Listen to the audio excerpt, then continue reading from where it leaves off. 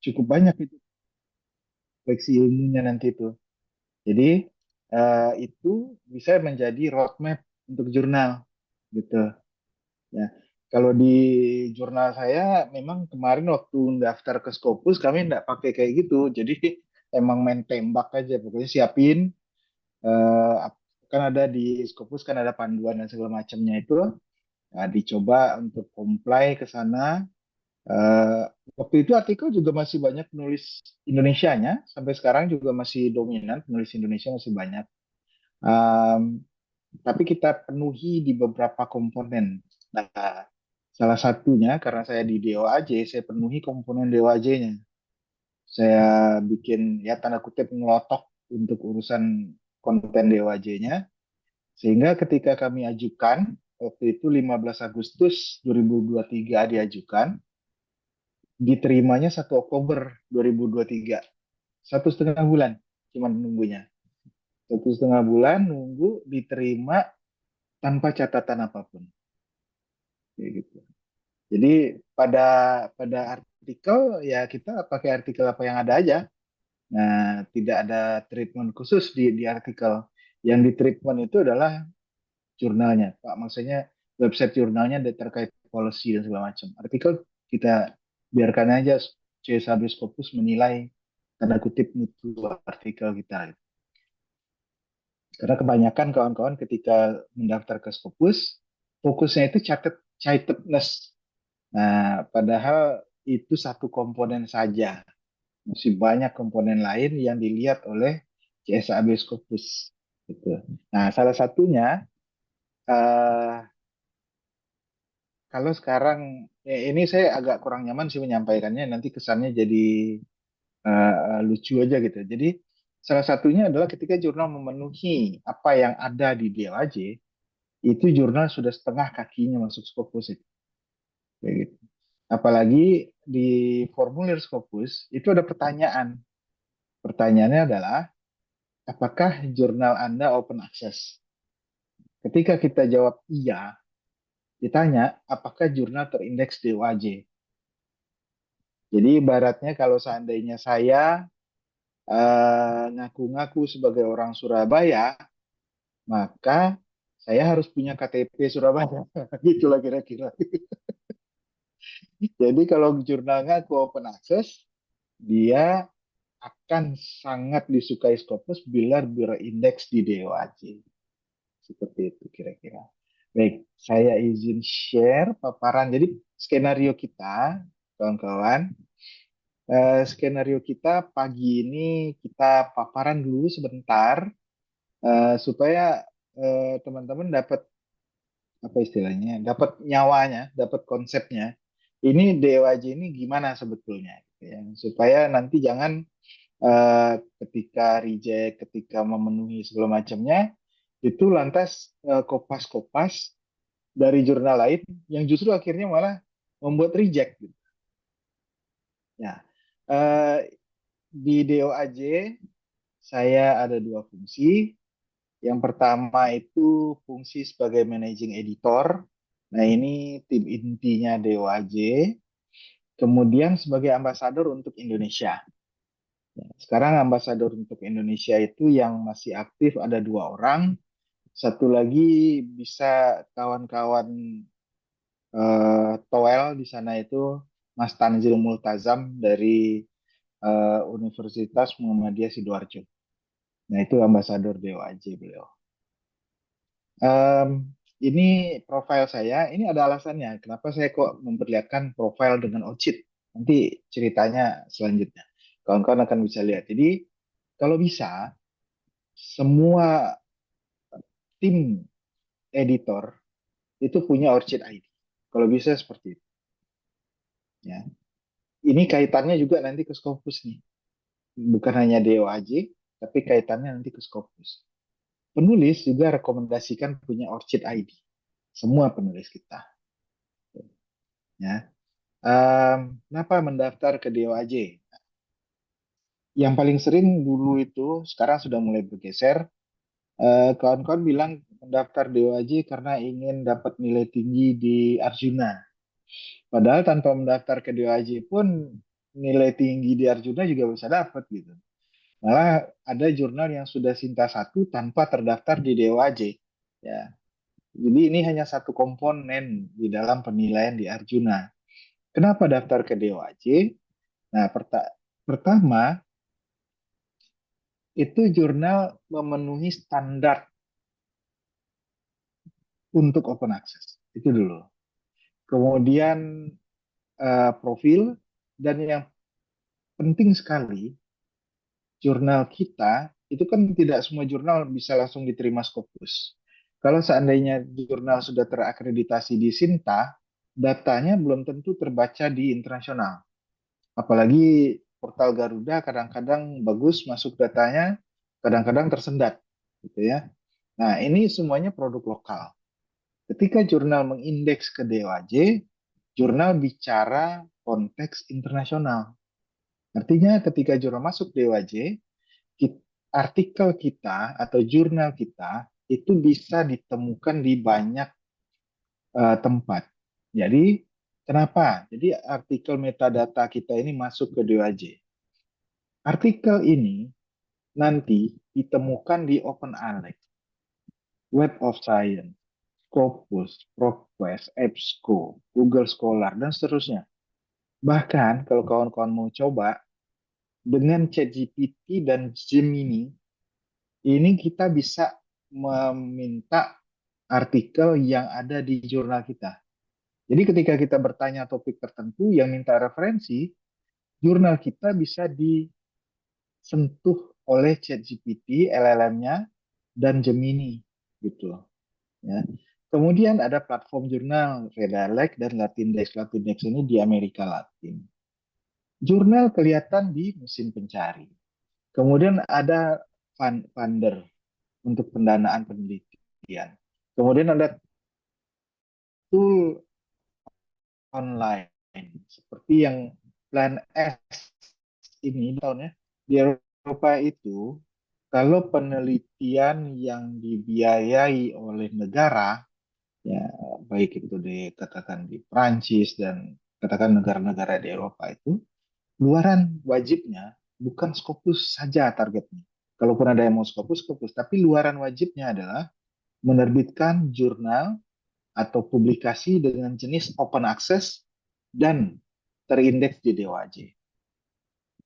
Nah, mereka tidak fokus di Scopus. Kalau yang ada di Scopus itu open access, baru bisa jadi luaran penelitian oleh Plan S yang di Eropa ini.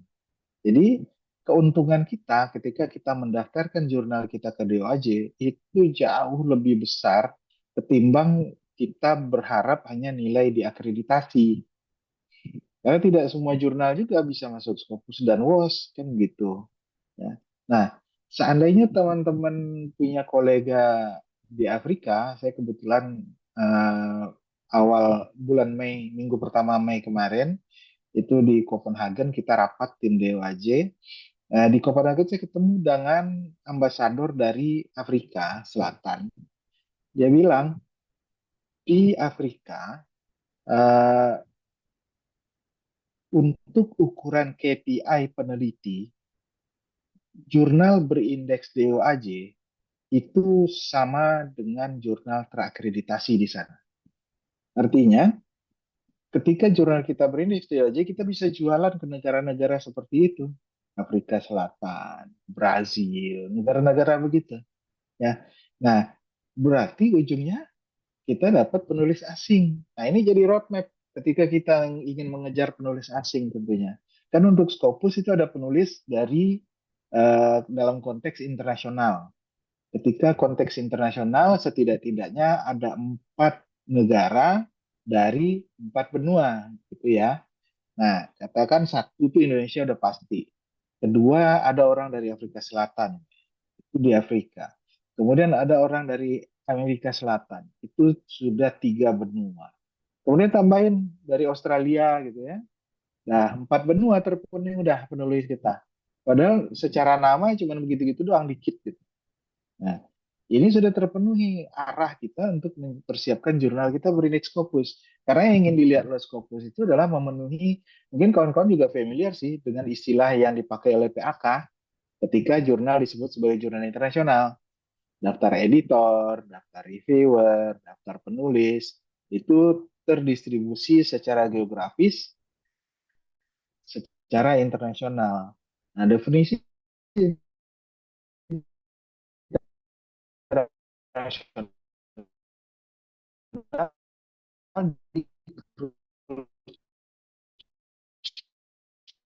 di dua, tiga, dan empat nanti kejar yang di Eropa satu, Afrika satu, di Amerika Selatan satu, kemudian di mana lagi? Di Asia mungkin tambah Australia gitu ya. Nah ini tentunya asumsi saya untuk mengejar itu kawan-kawan nggak akan kesulitan. Sebab network kita kalau mengejar satu orang atau dua orang kayaknya nggak susah.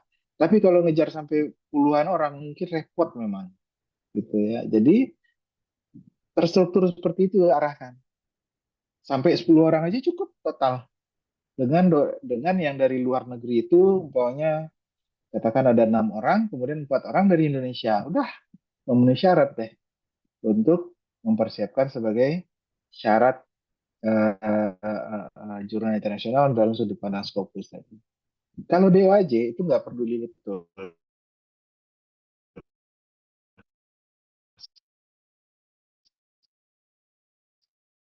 Institusi yang sama, penulis juga. Tiga itu kalau dari institusi yang sama semua, nah ini yang nggak diterima oleh DOAJ. Ketika dia beragam, DOAJ menerima itu semua.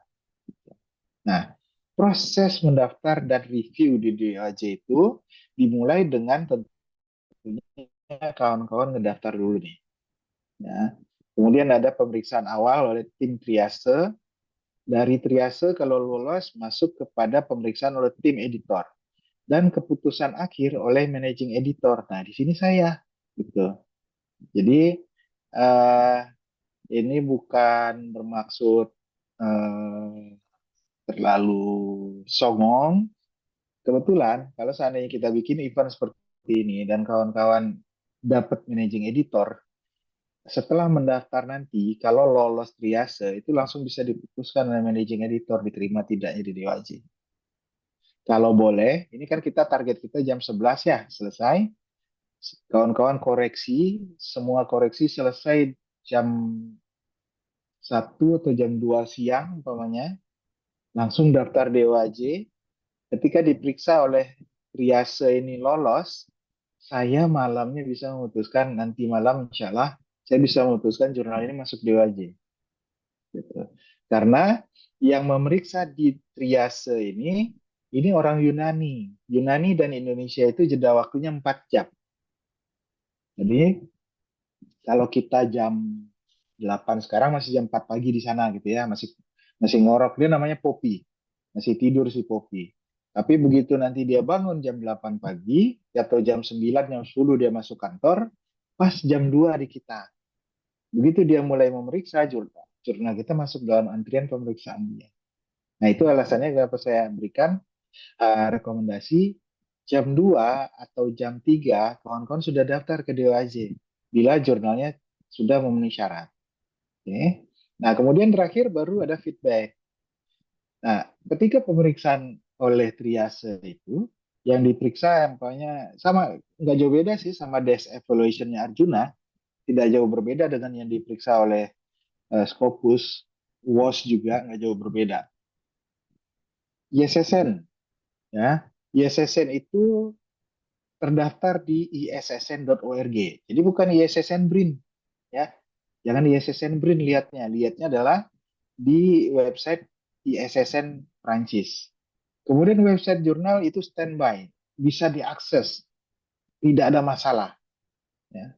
Kemudian full text artikel PDF itu standby, sudah ada langsung begitu begitu terus. Setidak-tidaknya 3 edisi terakhir, setidak-tidaknya itu. Kalau seandainya belum ada yang empat edisi atau berapa, minimum 3 edisi terakhir. Kemudian ada informasi tentang hak cipta dan lisensi. Ya, nah ini bila kawan-kawan berhasil memenuhinya lewat triase. Oke, nah setelah lewat triase, langkah selanjutnya adalah jurnal diperiksa oleh tim DOAJ, volunteer DOAJ. Di Indonesia cukup banyak yang volunteer DOAJ ini. Nah, kawan-kawan itu yang periksa. Dilihat apa jawaban kita di formulir aplikasi dengan apa yang ditemukan di website jurnal. Itu di cross check gitu. Nah, kalau tidak sesuai ini yang kemudian akan menjadi penyebab penolakan gitu ya. Nah, kemudian kawan-kawan itu rekomendasikan diterima atau ditolak lamaran jurnalnya. Setelah tim editor ini memeriksa, baru kemudian saya periksa lagi. Saya baca lagi semuanya, rekomendasi saya baca. Lihat apakah ada masalah besar sehingga jurnal ini kemudian harus dipindahkan ke tim mutu. Nah, cuman saya ini wanti-wanti, jangan sampai jurnal kita itu masuk tim mutu deh. Karena ketika masuk tim mutu, itu yang memeriksa jurnal, satu jurnal itu diperiksa oleh 6 orang. Nah,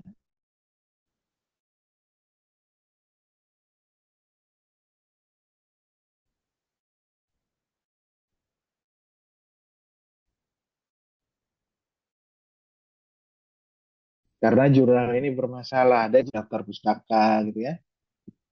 Ketika diperiksa oleh tim mutu, apa seperti yang diperiksa oleh Scopus itu dikerjakan. Kayak gitu. Diperiksa artikelnya, diperiksa penulisnya, editornya, keterkaitan editor dengan penerbit-penerbit yang penerbit predator gitu ya. Itu diperiksa semua. Ribet lah kalau seandainya jurnal sempat masuk ke tim mutu. Jadi jangan sampai masuk tim mutu. Artinya nama-nama orang yang ada di website jurnal kita itu jangan orang yang kita tidak jelas. Itu salah satunya.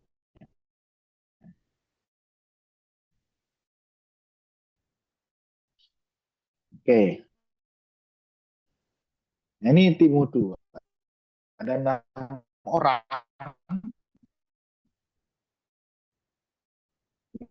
managing editor yang masuk tim mutunya DOAJ.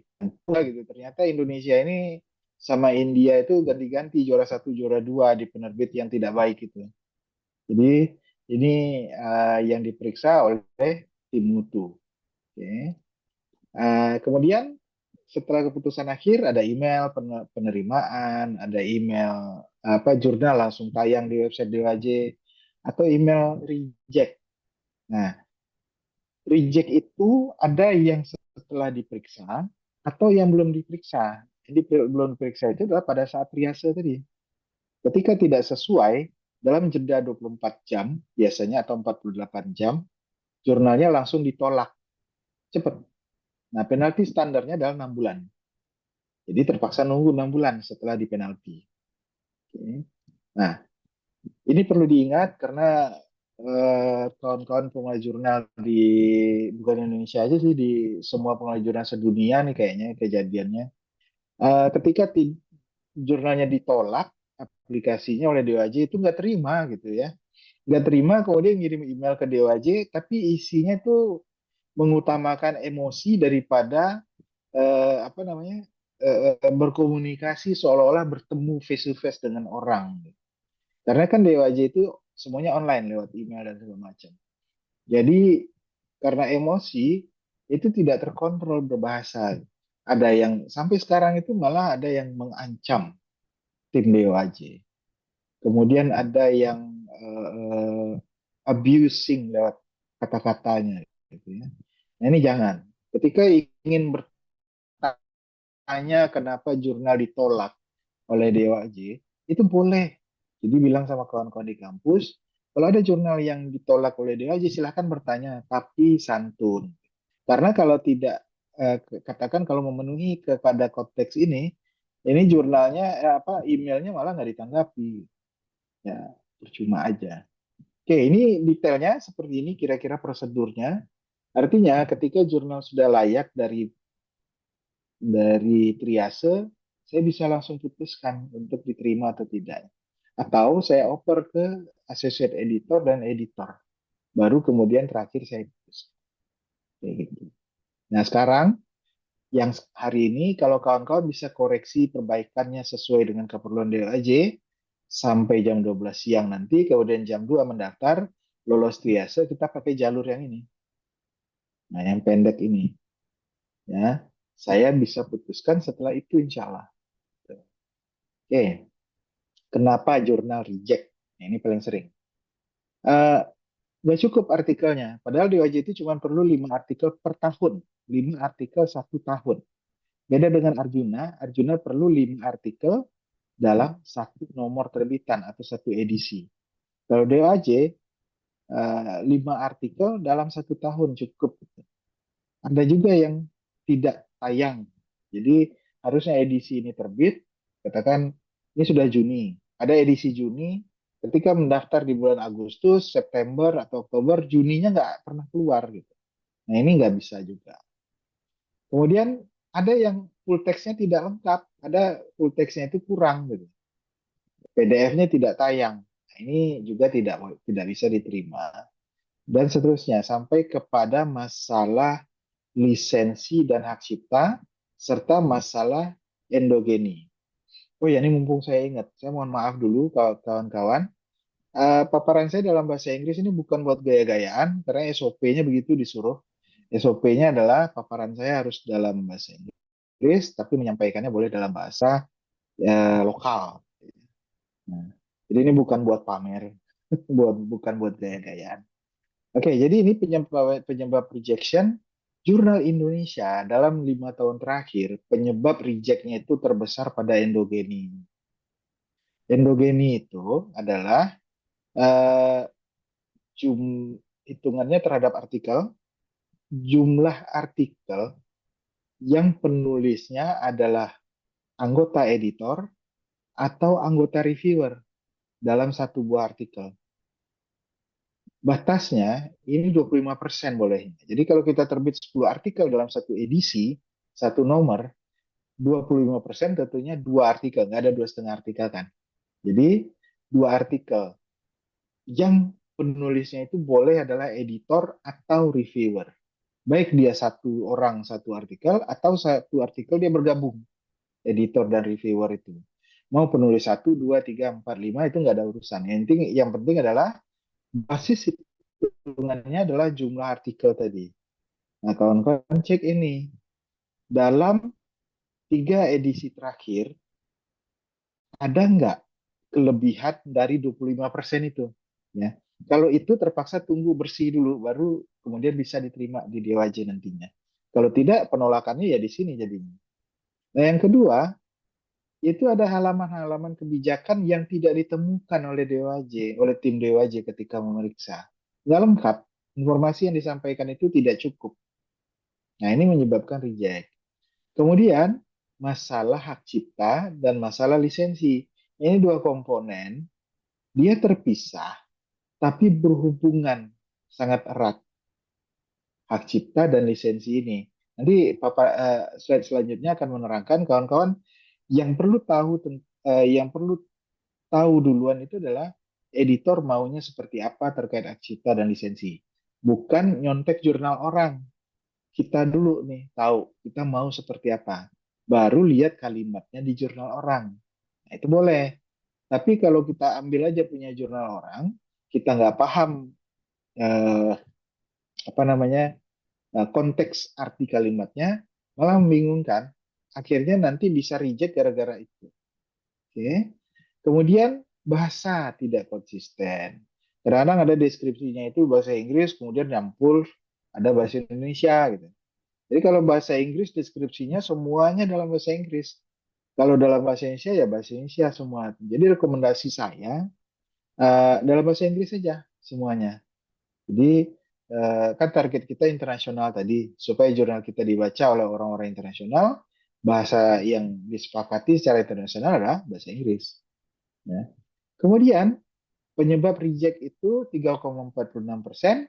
Ini adalah tim editornya nggak cukup.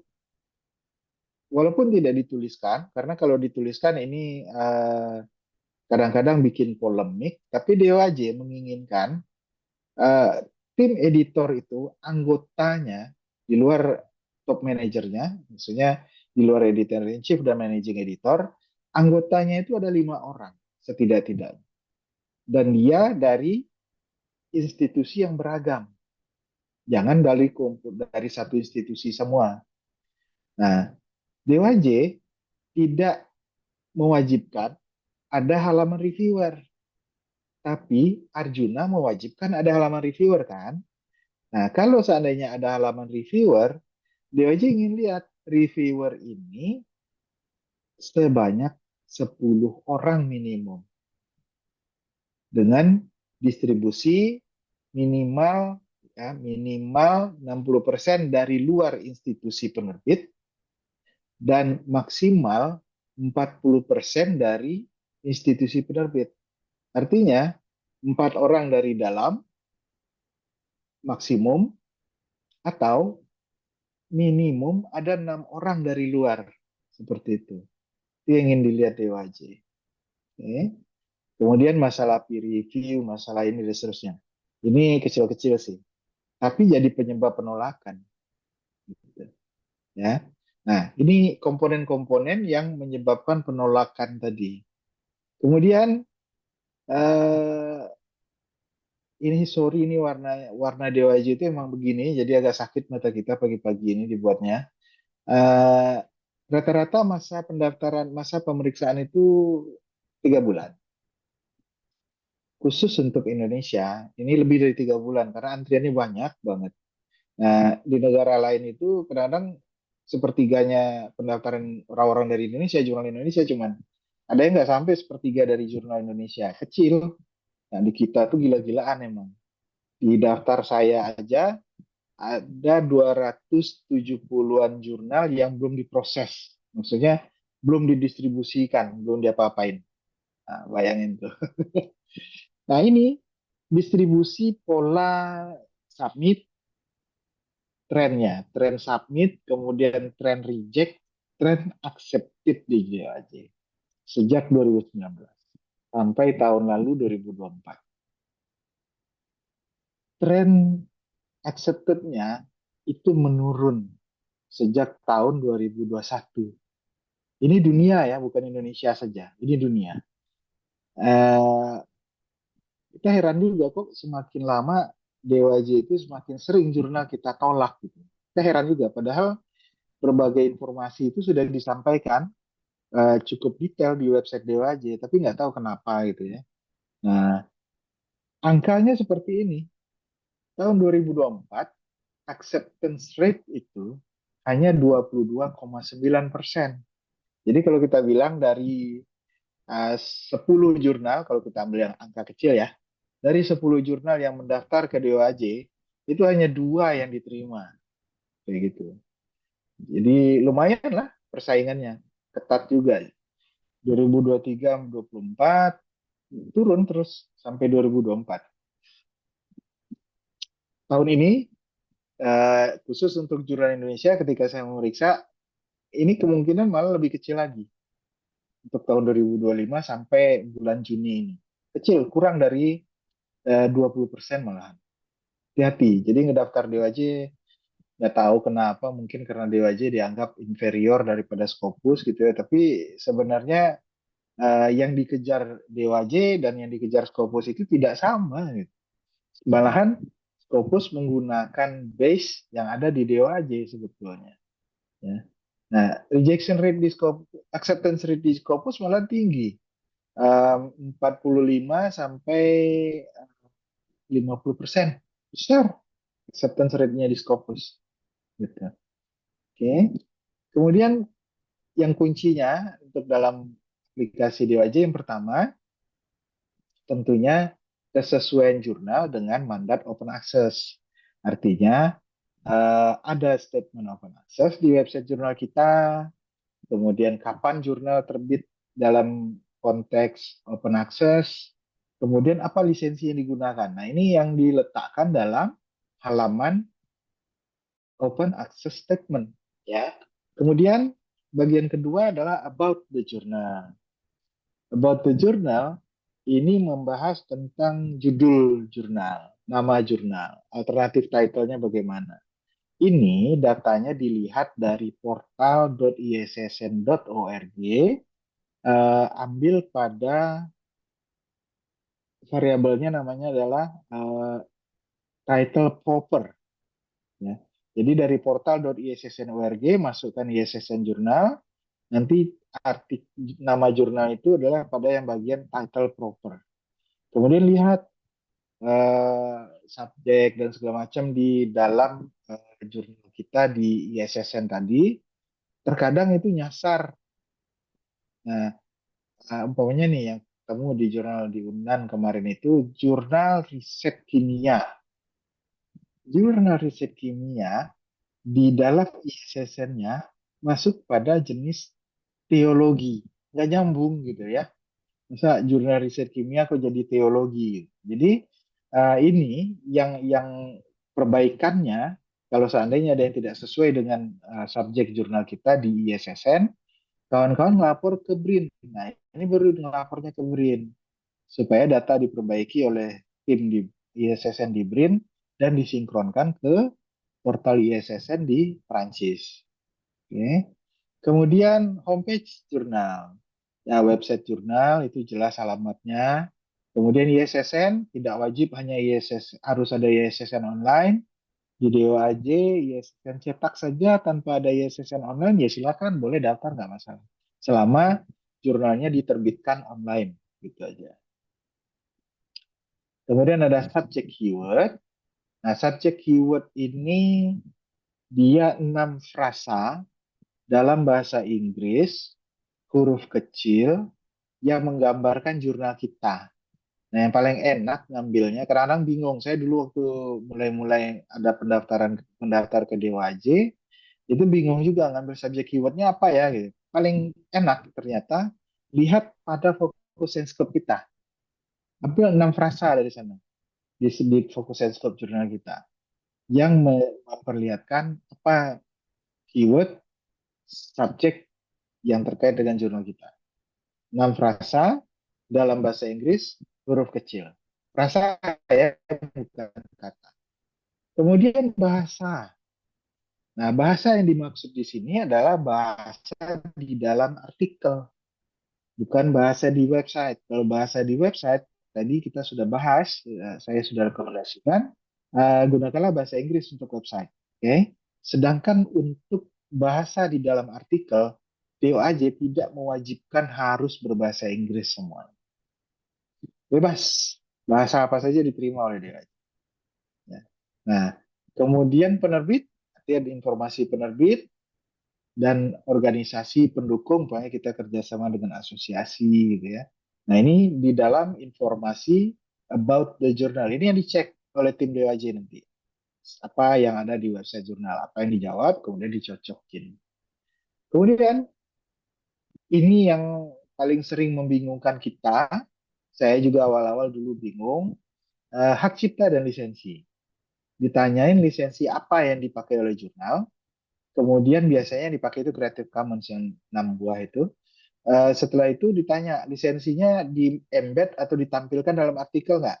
Nah, artikel yang dimaksud di sini adalah pada artikel di website jurnal dan artikel di PDF-nya. Kalau di PDF-nya tidak ada, jawab saja no.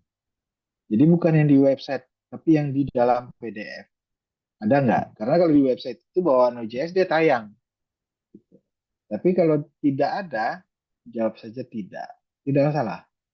Kemudian pertanyaan, apakah penulis memegang hak cipta dan nah ini gerbang logika di sini dan ini artinya dua-duanya di kiri kanan ini harus dia penuhi.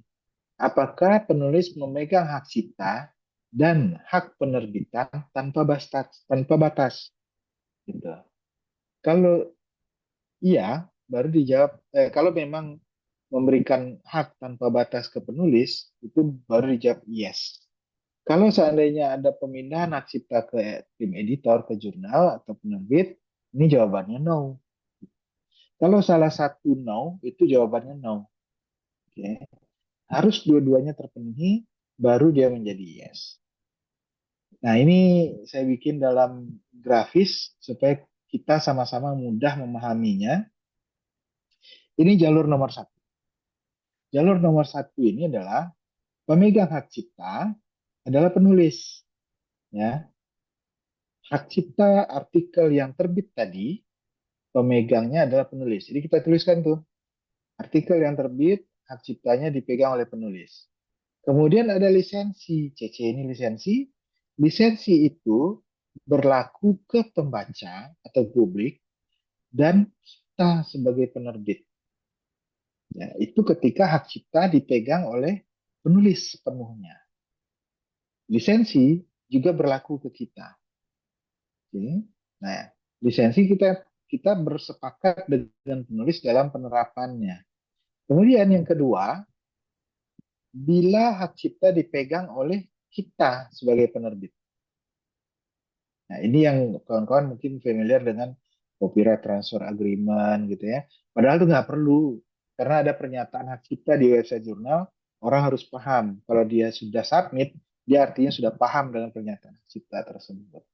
Nah, bila pemegang hak cipta adalah penulis, maka lisensi berlaku ke pembaca dan si penulis juga.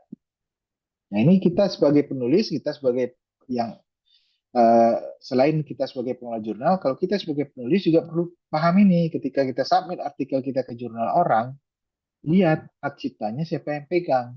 Kalau hak ciptanya dipegang oleh jurnal atau penerbit, kita sebagai penulis harus tunduk dengan aturan lisensi. Apa jenis lisensi yang diterapkan? Seperti itu. Sehingga tidak ada pembatasan-pembatasan. Pemegang hak cipta seperti ini, ketika hak cipta dipegang penulis, dia tidak diatur oleh lisensi. Begitu juga penerbit. Ketika hak cipta dipegang oleh penerbit, dia tidak diatur oleh lisensi. Yang diatur adalah orang-orang di kanan ini. Bila penulis pegang hak cipta, lisensi ini mengatur mereka. Gitu. Bila uh, hak cipta dipegang oleh penerbit atau jurnal, maka lisensi berlaku kepada orang-orang di sini. Gitu. Nah, ini yang perlu kita kawan-kawan bersepakat menetapkan siapa yang pegang hak cipta dari artikel kita di jurnal kita itu artikel yang terbitnya. Apakah kita biarkan penulis memegang hak cipta sepenuhnya atau kita yang pegang hak ciptanya? Tapi tidak semuanya, karena hak cipta itu total seingat saya ada 5 hak cipta, hak yang melekat langsung kepada pencipta, ya. Nah, itu sebagian dan kita tidak bisa menyatakan pernyataan seperti all rights reserved. Kalau ada frasa tersebut di jurnal kita, itu adalah frasa yang tidak cocok dengan konteks open access. Karena dalam open access ada lisensi yang mengizinkan orang lain menggunakan hasil ciptaan tersebut tanpa minta izin. Ketika dia all rights reserved, itu berarti setiap orang yang akan memanfaatkan ciptaan yang terbit di jurnal kita, karya cipta yang terbit di jurnal kita, dia harus minta izin dulu kepada si pemegang hak cipta. Nah, ini membatasi peluang jurnal kita untuk gini, ini membatasi kita dalam diseminasi artikel yang terbit di jurnal kita jadinya. Karena orang tentunya harus menghubungi, kalau hak cipta dipegang penerbit, orang harus minta izin dulu nih sama tim jurnal, boleh nggak dipakai gitu ya. Tim jurnalnya tambah repot mengelola perizinan tadi. Sebaliknya, kalau seandainya itu dipegang oleh penulis, maka orang yang akan menggunakan dia harus minta izin dulu ke penulis. Repot. Dan itu tidak sesuai dengan konteks lisensi Creative Commons. Makanya kalau ada tulisan all rights reserved di dalam jurnal kita, itu dihapus saja. Karena itu nggak sesuai dengan semangat open access. Oke. Okay. Best practice-nya, walaupun tidak ada yang terbaik, best practice itu adalah penulis pegang hak cipta. Itu best practice-nya. Tidak ada larangan bahwa hak cipta dipegang oleh jurnal, nggak ada larangan. Tapi best practice-nya hak cipta itu dipegang oleh penulis. Kemudian komponen keempat adalah kebijakan editorial. Nah, kebijakan editorial dimulai dengan pertanyaan mengenai jenis peer review. Ya, jenis peer review. Artinya, dalam peer review proses, halaman peer review proses di jurnal, ini harus ada kita tuliskan secara konkret apa jenis peer review kita.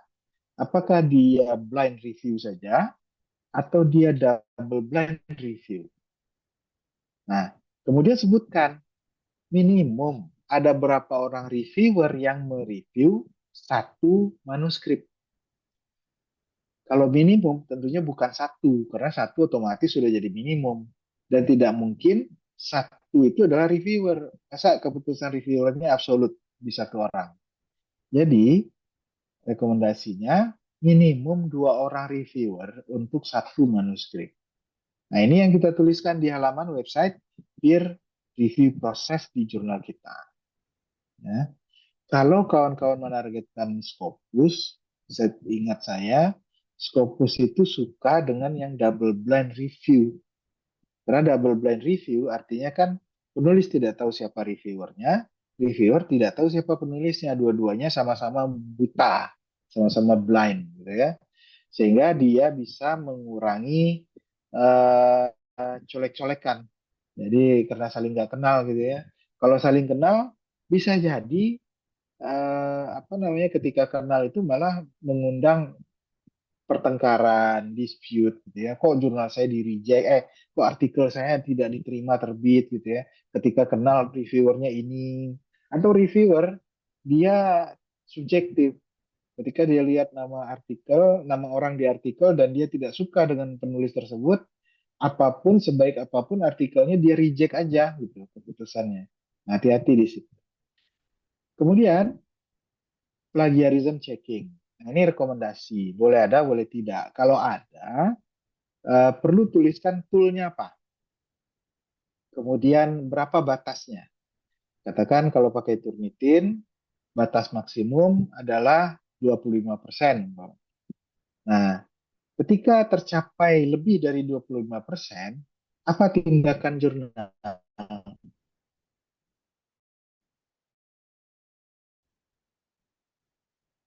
Apakah hanya ditulis ya. Nah, ini kan pemeriksaan plagiarism ini. Jadi bukan hanya menampilkan logo Turnitin gede-gede gitu ya, tek Turnitin doang. Enggak, itu jadi marketingnya Turnitin kita. Gitu ya. Tapi kebijakannya tanpa logo Turnitin pun nggak apa-apa. Sebutkan apa toolnya, sebutkan berapa batas maksimumnya, kemudian apa tindakan. Itu yang ada di dalam plagiarism checking. Ya. Kemudian fokus and scope. Ya, dilihat fokus and scope-nya bagaimana. Kalau fokus and scope-nya sangat luas, umpamanya gini, fokus and scope jurnal ini adalah jurnal mengenai uh, rekayasa atau keteknikan. Itu kan sangat luas ya. Ini perlu reviewernya jadi banyak karena teknik itu ada teknik industri, teknik mesin, teknik arsitektur, teknik sipil, geodesi dan seterusnya. Artinya harus ada orang-orang yang dalam dengan kepakaran tersebut di dalam tim editor atau di dalam tim reviewernya. Nah ini sejalan dengan yang diinginkan Scopus, fokus Scopus di dalam tim editor dan tim reviewernya itu adalah pakar-pakar yang bukti publikasi atau bukti penelitian itu berhubungan dengan fokus and scope di jurnal. Nah, fokus and scope di jurnal kemudian mengatur apa artikel yang ada yang terbit di jurnal. Kalau pemeriksaan biasa, tim dia aja nggak periksa detail-detail banget nih fokus and scope. Tapi kalau jurnalnya masuk on hold atau masuk tim mutu, nah ini dilihat artikel mana yang nggak sesuai dengan fokus and scope. Nah, kemudian tim editor tadi sudah kita singgung sedikit. Tim editor itu di DOAJ minimum 5 orang anggota, tapi ini perlu rasional. Artikelnya 100, pokoknya yang terbit setiap edisi. Masa editornya cuma 5 orang gitu ya? Apa nggak ada kerjaan lain editornya gitu ya? Nah, kemudian reviewernya cuma 5 orang juga. Apa reviewernya nggak ada kerjaan lain gitu? Cuman nge-review artikel di jurnal ini yang sampai 100. Jadi pas Tapi kalau seperti itu ada kompromi. Kemungkinan proses review malah nggak ada, ya. Hanya daftar nama orang-orang. Ya, ya. Nah ini yang perlu kita cek. Focus and scope, editorial board itu berhubungan loh. Jadi focus and scope dan editorial board itu ada kaitannya. Kemudian panduan untuk penulis. Panduan penulis dibuat detail seperti apa yang diinginkan Arjuna, ikutin aja itu cukup lah gitu. Seperti itu. Dan jumlah minggu dari artikel itu disubmit oleh penulis sampai artikel itu terbit.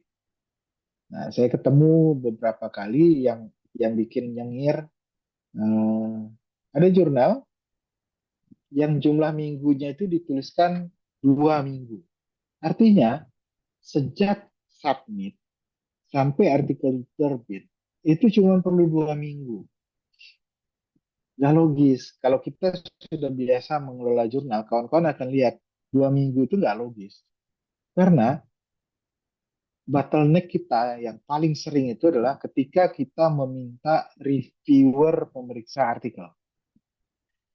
Ini 1 bulan sendiri aja bisa habis nih waktunya nungguin reviewer. Kemudian setelah hasil review selesai dikasih ke penulis. Syukur-syukur penulisnya follow up. Kadang-kadang penulisnya hilang, dia nggak balik lagi, gitu. Sehingga kalau ada yang kemarin itu ada yang saya temukan, submitnya tanggal 1, kemudian tanggal 2 di accept jurnalnya, artikelnya, tanggal 3 terbit. Nah, itu ada yang begitu loh. 3 hari cuman. Kapan reviewnya selesai gitu ya? Kapan dilakukan proses review gitu. Jadi nggak logis sama sekali. Nah, ini nggak diterima. Ya. Proses peer review itu terkait kepada mutu artikel. Apa ujungnya itu adalah mutu artikel. Jadi dilihat berapa minggu. Ingat ya, ini satuannya minggu loh, jangan salah isi. Ini satuannya minggu, bukan bulan. Siapa tahu mungkin yang isi angka 2 itu maksudnya 2 bulan. Katakan kita beranggapan baik. Tapi dia perlu baca bahwa satuannya itu adalah minggu, bukan bulan. Jadi kalau terbit dalam prosesnya itu adalah 2 bulan, berarti kalau 1 bulan atau 4 minggu, maka dia perlu 8 minggu dituliskannya harus. Oke. Nah ini kawan-kawan lebih tahu eh, artikel yang terbit di jurnal kita itu rata-ratanya berapa minggu. Oke. Kemudian model bisnis. Nah model bisnis ini semua yang berurusan sama duit lah pokoknya. Itu di halaman author fee namanya. Di situ tuliskan apakah artikel penulis ketika kita accept untuk terbit, itu kita bebankan biaya enggak, gitu ya, untuk menerbitkan artikelnya. Kalau iya, itu yang disebut dengan APC tadi, Article Processing Charges. Ya. Nah, APC tadi itu dituliskan berapa APC yang digunakan. Sekalipun APC-nya 0, itu tulisin tetap APC-nya 0, nggak ada. Tapi pastikan ini, kalau memang kawan-kawan nggak akan menukar APC, kalau nulis 0 ya, itu pastiin. Memang dalam jangka waktu setidak-tidaknya 1 tahun, itu tidak berubah sejak jurnal diterima di DORJ. Tapi kalau ada rencana untuk APC, tuliskan di awal. Kayak gitu. Berapa APC-nya? 1 juta, 2 juta, terserah. Berapa tim jurnalnya ingin mengumpulkan uang untuk kumpul-kumpul pergi beli pizza sambil kerja gitu ya. Itu tergantung tim jurnalnya berapa perlunya. Dan ini ada waiver. Siapa tahu ada penulis yang dia memang nulis tanpa dibiayai dari penelitian gitu ya. Memang dia suka nulis, kemudian tulisannya bagus, akan terbit, lantas dia nggak ada dana untuk membayar APC. Nah ini kita kasih keringanan nggak? Kita tuliskan. Kalau seandainya iya, kita tuliskan kami memberikan waiver pada penulis yang memerlukannya. Silakan hubungi kami. Kira-kira begitulah. Ya. Kemudian ada biaya-biaya lain. Nah, biaya-biaya lain ini nih yang asik. Saya nggak tahu kawan-kawan sudah banyak belum di jurnal-jurnal kalau sudah berumur itu akan ketemu. Udah masanya penulis itu dia tarik artikelnya, withdraw. Kemudian ada masanya artikel yang sudah terbit diminta retract, gitu ya. Ini kan menghabiskan waktu kita nih, juga menghabiskan kesabaran kita juga kadang-kadang. Kita udah kerja keras, kemudian tiba-tiba enak-enak aja penulisnya minta withdraw atau minta retract. Karena sudah merepotkan kita repotkan aja lagi. Lakukan proses ini, validasi ini, dan segala macam gitu ya. Baru jangan mempenalti penulis terkait dengan retract dan segala macam itu. Karena itu hak penulis. Hati-hati di situ. Apakah boleh kita bebankan biaya? Boleh. Jadi untuk retract withdraw itu kalau kita ingin bebankan biaya ke penulisnya, silakan. Tapi biayanya yang logis, ya. Jangan nanti untuk retract atau withdraw aja dibuat 5 juta gitu ya. Itu otomatis orang nggak mau withdraw, tapi dia kabur aja artikelnya dia terbitkan di tempat lain. Terserah teman-teman, tapi yang logis tuliskan. Oke. Nah, itu contoh biaya lain. Biaya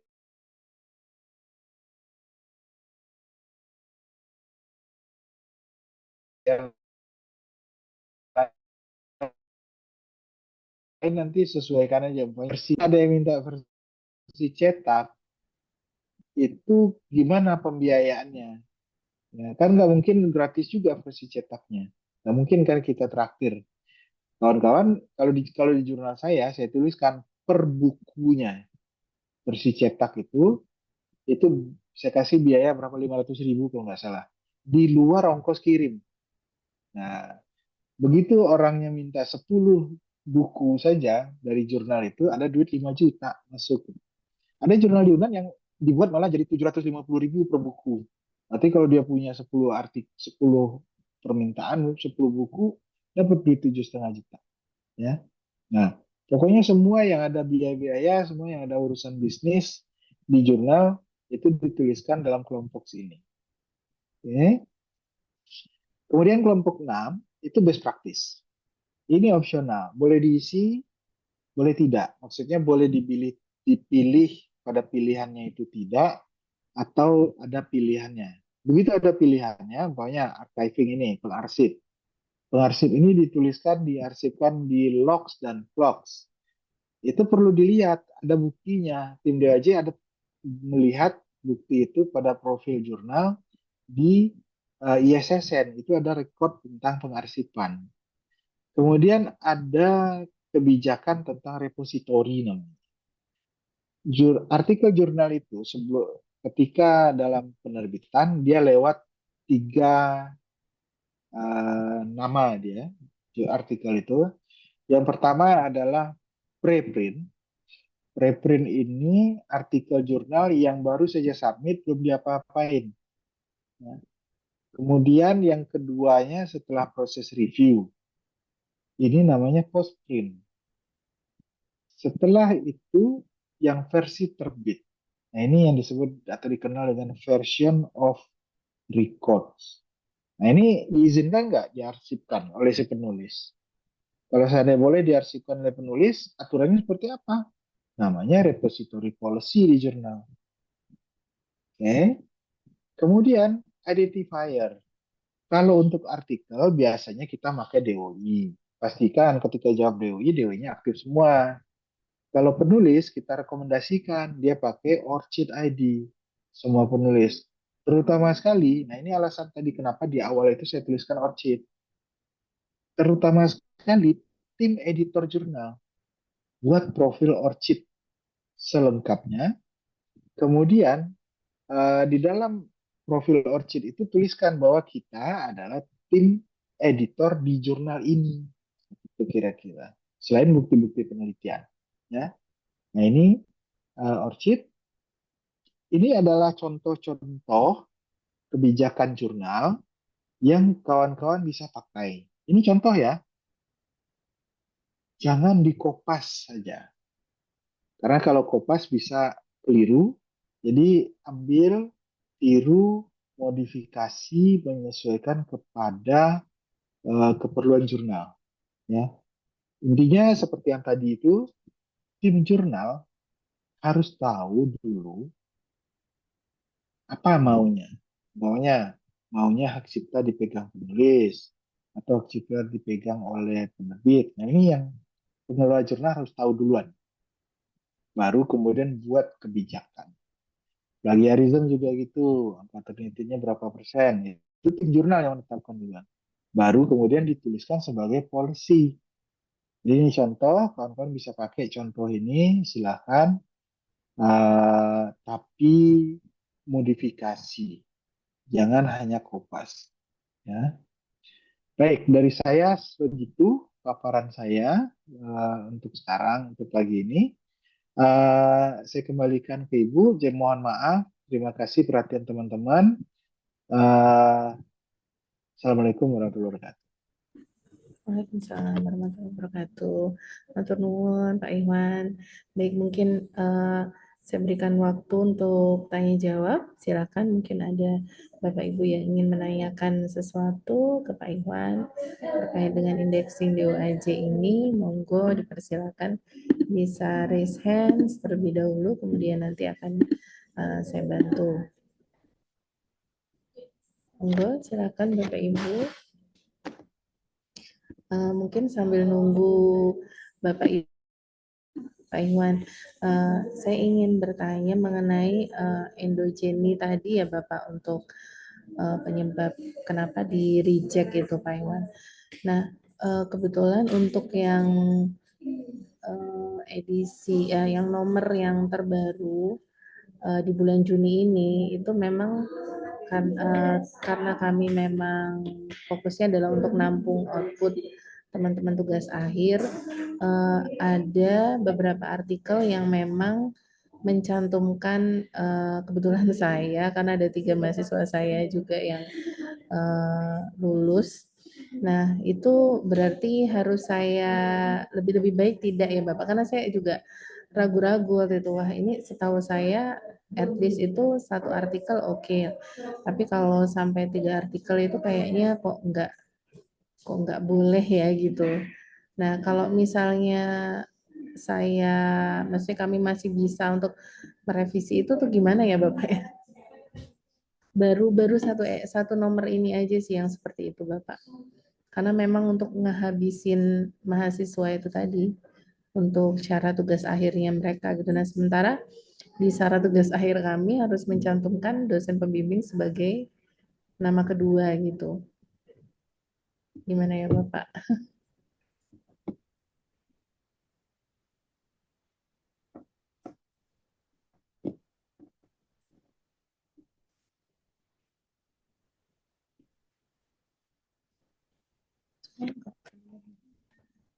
Baik. Ya,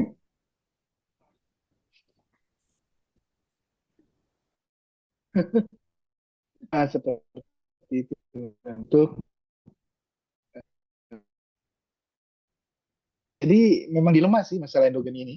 Apalagi jurnal-jurnal, ya jurnal yang artikelnya berasal dari mahasiswa bimbingan. Karena satu departemen itu kita kan pasti membimbing mahasiswa. Nah, itu ini dilema. Yang dilihat itu adalah kalau saya melihat endogeni itu dalam 2 edisi terakhir.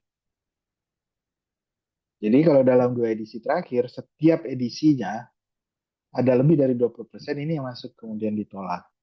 Ya. Nah, sebentar ya. Ini saya izin saya pause rekamannya. Oke, ini rekamannya sudah saya pause, tidak tersimpan. Nanti teman-teman bisa ambil potongannya nanti digabung aja sama rekaman selanjutnya. Hilangkan aja nama orangnya. Nama, nama editornya, umpetin gitu ya, hilangkan saja. Karena sebenarnya bisa juga artikel PDF-nya itu ditukar penulisnya gitu kan. Cuman kan udah terbit, udah kemana-mana PDF-nya. Ya. Cara terbaik mengamankan itu ya hilangin aja nama penulisnya yang kalau seandainya eh, kebetulan editor in chief ada yang lain editor in chief ingin dipertahankan, yang lainnya yang dibuang, yang dihilangkan. kasih pemahaman kepada kawan kita. Eh, mudah-mudahan sudah terbayarkan remunerasinya gitu. Karena karena kadang-kadang bukti remun itu kan daftar nama sebagai editor. Nah, kadang-kadang kan begitu. Nggak kelihatan namanya di website jurnal, oleh validator remunnya malah di reject, ditolak usulan remunnya. Nah, ini berikan pemahaman di internal. Kalau di UNAN, kita ada SK internal untuk keperluan remun. Jadi apa yang tertayang di website itu leluasa kita, tidak tidak terpengaruh orang-orang itu. Karena SK internal untuk keperluan remun itu ada. Seperti itu. Oke, jadi itu mungkin Bu, jawabannya ini sengaja nggak direkam ya. Jadi seperti itu solusinya, silakan. Ini saya lanjutin lagi rekamannya. Iya Pak Iwan, baik. Oke, jadi Baik. silakan. Ada Ya, kan kalau ada. silakan Bapak Ibu, lain mungkin ada yang mau ditanyakan. Mbak Nita ada yang ditanyakan? Belum. Oke. Terkait mengenai minimum week untuk memproses dari awal submit sampai accepted itu sebenarnya tadi seperti yang Bapak jelaskan kayaknya kalau 1 bulan itu tidak mungkin ya terlalu cepat apalagi mungkin yang hanya hitungan minggu saja gitu 2 minggu atau 3 minggu. Nah sebenarnya idealnya itu berapa minggu ya Bapak? Mulai dari proses mulai dari submit sampai ada decision gitu.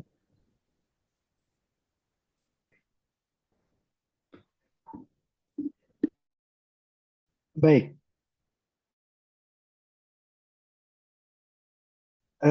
sampai 1 tahun tuh, ya. Jadi sejak dia submit sampai accepted-nya aja, itu kadang-kadang ada yang nunggu sampai 1 tahun.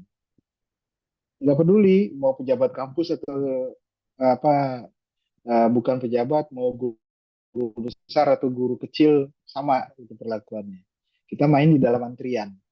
Nah, berapa lama? Itu kan ada beberapa faktor di sana. Jadi kalau kita lihat workflow-nya, alurnya itu, pertama, artikel disubmit oleh penulis. Ya, artikel disubmit oleh penulis, ini saya kurang yakin bahwa pada hari yang sama, itu artikel tadi dibaca oleh tim jurnal, editor. Biasanya besoknya atau 2 hari setelah itu atau kapan gitu ya. Nah, itu sudah habis waktu, katakan kita ambil 2 hari aja lah. Sudah habis waktu 2 hari. 2 hari ini tim editornya kan baca lagi nih artikel tadi, menyesuaikan kepada fokus and scope dan segala macam gitu kan. Karena saringan awal kan tim editor. Nah, saringan awal. Secepat-cepatnya mungkin sekitar 2 hari juga. Karena enggak, kan kerjaan kita bukan seperti kita di Elsevier gitu ya. Kita itu ada kerjaan lain. Nah, kalau 2 hari, sudah 4 hari lewat. Oke. Nah, dari 4 hari ini, kemudian artikel kita kirimkan ke reviewer, ya kan, Mitra Bestari tadi. Syukur-syukur Mitra Bestarinya seperti saya. Kalau saya dapat email, saya baru jawab ketika saya sudah menyediakan waktu, slot waktu itu katakan 1 jam atau 2 jam untuk memeriksa artikel itu sampai selesai. Sehingga ketika saya bilang eh, siap untuk mereview, biasanya pada hari itu atau besoknya itu ada hasil review langsung. Tidak semua reviewer begitu kan. Kadang-kadang email yang kita kirimkan ke reviewer itu baru direspons ada seminggu gitu ya. Nah, katakan kita ambillah waktu yang pendek, katakan 5 hari kerja. Sudah habis waktu 9 hari baru itu sampai pada dia menyatakan bersedia mereview. Kemudian proses review relatif lagi. Ada yang sampai seminggu, ada yang sampai sebulan belum kembali bukti reviewnya.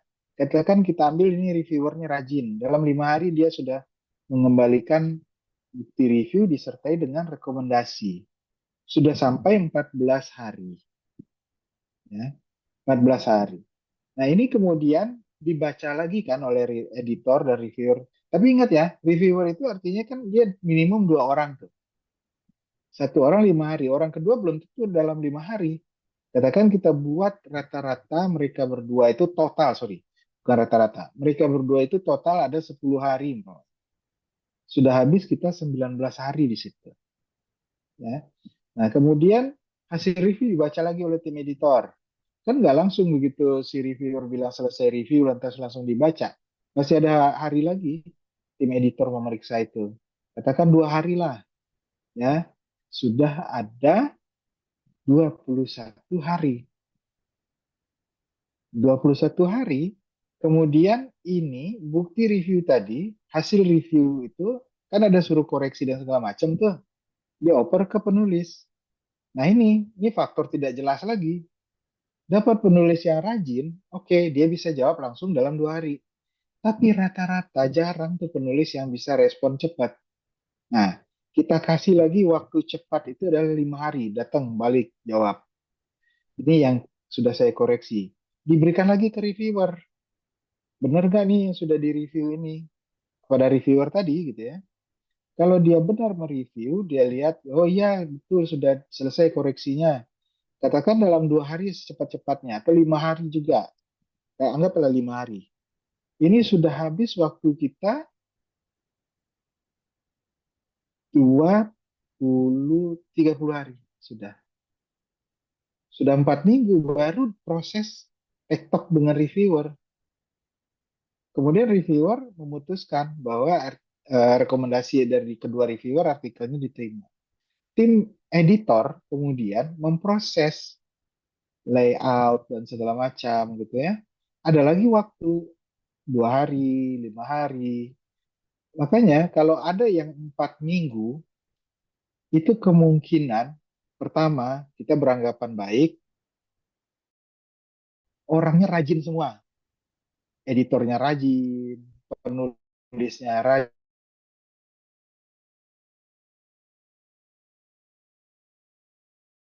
itu di bawah 4 minggu. Tapi realnya orang yang rajin itu nggak ada, boleh dikatakan begitu. Pengalaman teman-teman pasti ketemu begitu. Nah ini makanya angka 4 atau 5 minggu itu sudah angka minimum sebetulnya. Bahwa sebuah artikel diproses untuk terbit melalui proses yang proper. Nah, di jurnal saya itu 13 minggu rata-rata. Ya, 2 bulan lebih lah, kira-kira begitu. Dalam satu artikel itu, sejak dia diterima, submit, sampai dia terbit. Rata-rata seperti itu. Nah, berapa di jurnal kawan-kawan, di jurnal ini, jurnal ibu, nah ini tergantung kebiasaan yang terjadi. Berapa lama sebenarnya. Jadi nggak ada tuh batasan bahwa di jurnal A itu 13 minggu, lantas di jurnal kita juga 13 minggu. Nggak begitu. Gitu. Tapi prosedur yang dilakukan itu seperti apa? Nah itu dia Bu. Jadi jawabannya itu adalah berdasarkan apa yang ada di kita. Kalau ideal, saya melihat dalam prosedur tadi, idealnya itu secara minimum, angka minimum, saya bilang mungkin sekitar 7 atau 8 minggu itu sudah minimum sebetulnya. Sudah cepat banget prosesnya itu. Ya. Nah itu mungkin eh, kenapa kalau kita bilang 4 minggu itu nggak rasional proses terbit. Apalagi ketemu kayak yang saya ketemu beberapa hari yang lalu, itu 3 hari. Semua artikelnya itu prosesnya tanggal-tanggalannya itu 3 hari ketemu kelihatan. Ya nggak benar. Gitu. Nah, itu Bu. Terima kasih Pak Iwan. Kemudian mengenai APC Pak Iwan.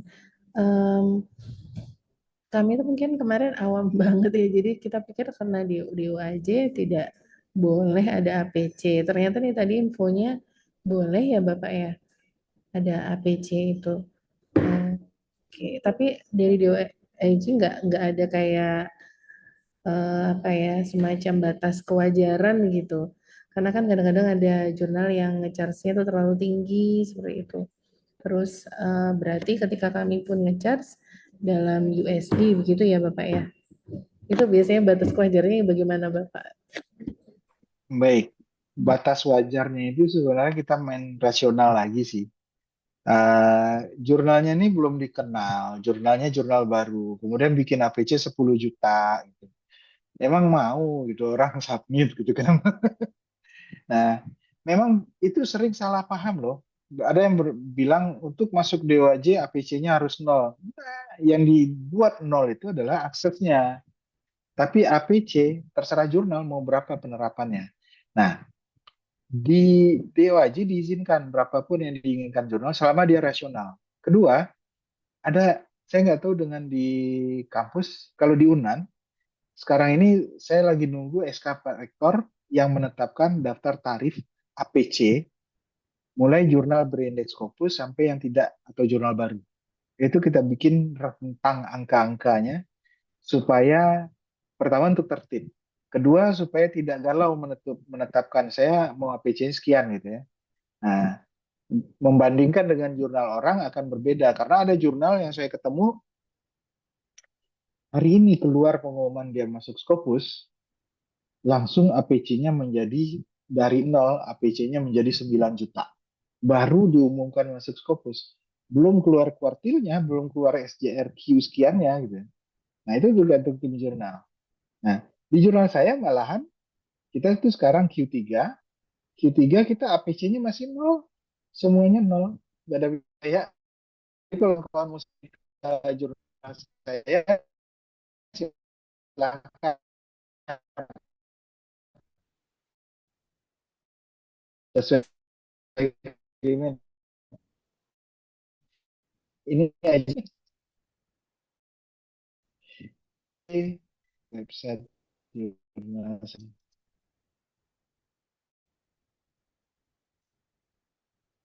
silakan submit terus di pendekannya Josi. Um, ini film yang edisi, edisi tahun 2000 dan Desember. Silakan kalau seandainya ada Ya, yang ingin di ya, balik ke yang tadi, Kecil akan terapkan di jurnal berapa selama dia rasional. Kayak gitu. Berapa kawan-kawan perlu dana makan siang yang ketika dikumpulkan dalam 1 bulan, PS, ya katakanlah begitu ya, 1 bulan kemudian dijadikan per tahun, ketika di breakdown, ketika dibagi-bagi, kita punya sekian artikel, nah ini artinya kita perlu APC per artikelnya itu sekian.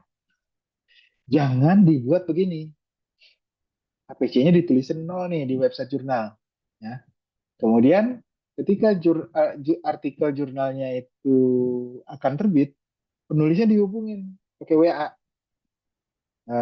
Anda harus membayar APC sekian juta untuk terbit artikelnya atau lewat email. Hati-hati, ini penulis kita itu suka ngomong, suka ngelapor. Bukan kita aja sih, penulis asing juga. Data yang ditemukan selama ini juga, itu penulis, dia nggak segan-segan ngelapor ke pengindeks. Contoh seperti yang saya cerita tadi, ada jurnal, dia hari ini diumumkan terima Scopus, sebelumnya APC-nya 0, kemudian APC-nya jadi 9 juta, tapi tidak dituliskan di website jurnalnya, dan tidak diajukan perubahan data di dalam DOAJ. Penulis yang artikelnya sudah akan terbit, sudah selesai proses review, dia sudah mengerjakan semuanya. Ketika jurnal itu masuk Scopus, langsung penulisnya dihubungi, Anda bayar 9 juta. Ngamuk penulisnya, nggak terima. Karena sebelumnya dia tahu APC itu nol dan sampai dia lihat terakhir di website jurnalnya masih nol juga. Gitu ya. Ini penulis ini menghubungi DOAJ, lapor ke DOAJ dia bahwa ya tanda kutip bahasa bahasa ininya dia dizalimi oleh editor jurnal gitu ya, bahwa sebelumnya nol kemudian tiba-tiba jadi 9 juta, tapi di website masih tetap nol. Dia cantumkan, dia lampirkan screenshot dari komunikasi-komunikasi tersebut. Nah, ini diinvestigasi oleh di DOAJ jurnalnya dan kemudian dikeluarkan. Jangan sampai begitu. Jadi kalau ada biaya-biaya dari awal itu tuliskan transparan aja. Ada biaya, tidak ada biaya, berapa biayanya kalau ada biaya. Kemudian kalau perlu, kalau ingin lebih transparan, dari biaya tersebut breakdown aja. Uang jurnal ini menerapkan APC 1 juta per artikel, katakan begitu. Biaya 1 juta ini digunakan untuk pendaftaran DOI, langganan Grammarly, umpamanya. Apalah biaya-biaya yang ada. Walaupun sebenarnya mungkin sudah dilangganin kampus ya. Jurnal saya itu APC-nya nol karena pertama, Grammarly dilanggan oleh kampus untuk semua dosen di UNAN. Kemudian Turnitin, kita juga punya, semua orang kita punya akses Turnitin. Kemudian departemen memberikan langganan untuk EndNote. Terus website sudah disediakan oleh kampus, dikelola oleh tim IT. Apalagi, nggak ada lagi kan biaya-biaya. Oh ini, pengarsipan dengan Portico. Itu juga dibiayai oleh kampus. Jadi semua biaya operasional, katakan modal usaha Josi, itu sudah dibiayai oleh kampus. Timnya, walaupun kecil, dibayar lewat Remun. Nah, LPPM mendukung pembiayaan karena Remun itu kecil, LPPM memberikan alternatif, memberikan insentif per edisi terbit sekian juta.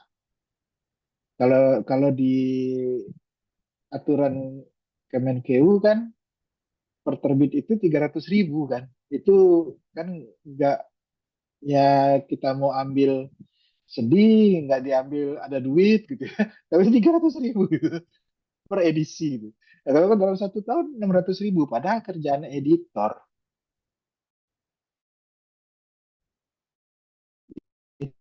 itu dikatakan dalam proses itu kan kita kerja terus tuh. Nah, silakan berapa APC yang ingin kawan-kawan pakai, eh, nasional aja. Jangan APC-nya terlalu tinggi, jurnalnya belum, katakan jurnalnya belum Q1 tapi APC-nya sudah 10 juta atau sudah 15 juta gitu ya. Malah jurnal Q1 Q2 jadi cemburu. Ini bener kan, ini angkanya gede banget. Kayak gitu, Bu. Bapak. Bapak ini kalau melihat kondisi kami nih yang sekarang yang existing ini Bapak, gimana ini Bapak? Mungkin ada saran-saran untuk perbaikannya? Monggo Pak Iwan, barangkali. Baik, saya sudah sempat lihat sih, ini saya matikan dulu sharingnya, saya pindah untuk sharing browser. Ya, kita periksa, kita lakukan pembacaan dosa, Siap. bacaan dosa jurnal. Jadi, saya izin share browser.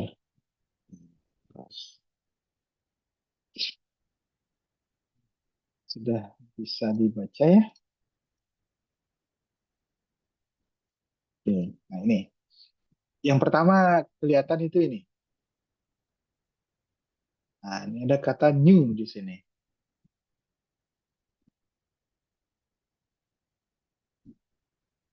Journal of Digital Business and Investment Management is a new.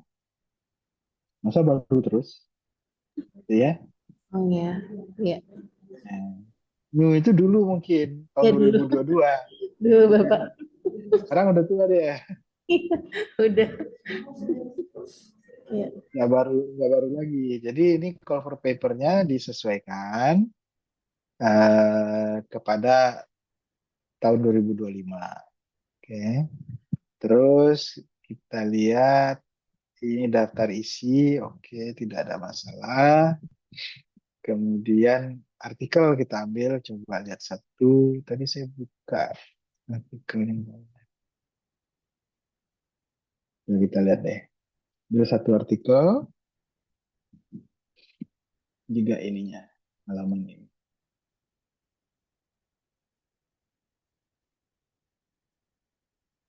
Oke, ini proses.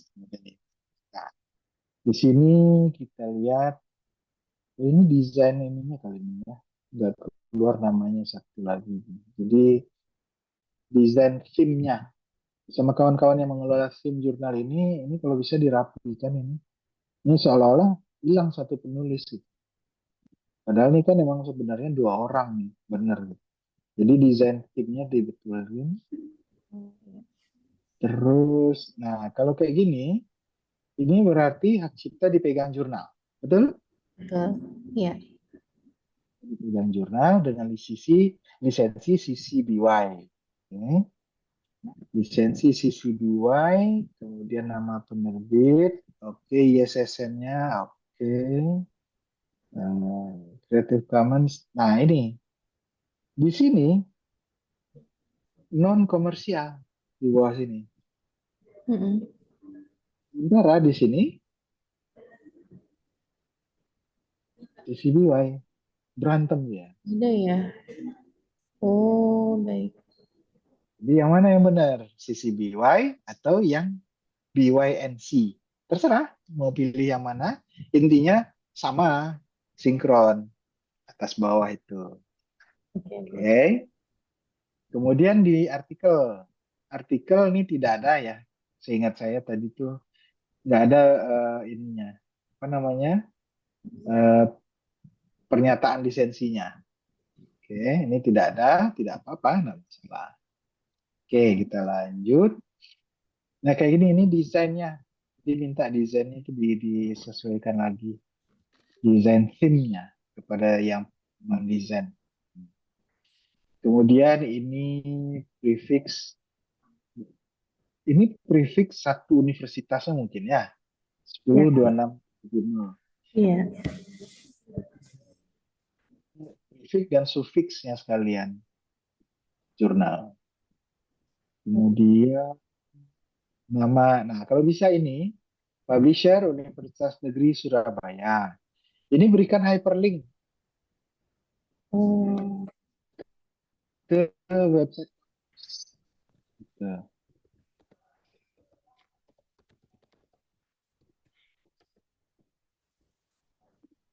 Oke, catatan artis, Google Scholar, dan Garuda. Ini juga masih ada new-nya nih. Ya, ini kan sudah bukan orang baru lagi, sudah senior, sudah 2 tahun lebih. Oke, nah ini di halaman pertama ini perlu dikoreksi seperti itu tadi. Kemudian ini dia aja sebenarnya nggak peduli sih. Iya, yakin nih teman-teman mau menampilkan nomor HP di halaman website jurnalnya. Penulis kita itu orang-orang nggak sabaran semua biasanya.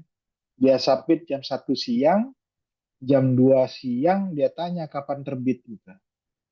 Biasanya begitu tuh penulis tuh. Nah, begitu dia lihat ada nomor HP, wah ini boleh nih, gitu. Langsung kontak personal. Kalau saya tidak nampilkan nomor HP, nomor telepon biasa aja saya tampilkan. Oke, itu tadi di halaman depan ini. Kemudian pengindeks itu tidak ada masalah. Oke, halaman depan yang tadi koreksinya ini kita tutup dulu. Kemudian ini nggak apa-apa. Oke, kita masuk pada menu register. Register ini sudah biasa bawaan CS. Kemudian about reviewer. Reviewer tadi itu yang ini saya agak bingung awalnya, tapi kemudian saya paham ini adalah kepakaran orangnya kan begitu maksudnya. Nah, ini dipindahin sebaris aja, Bu.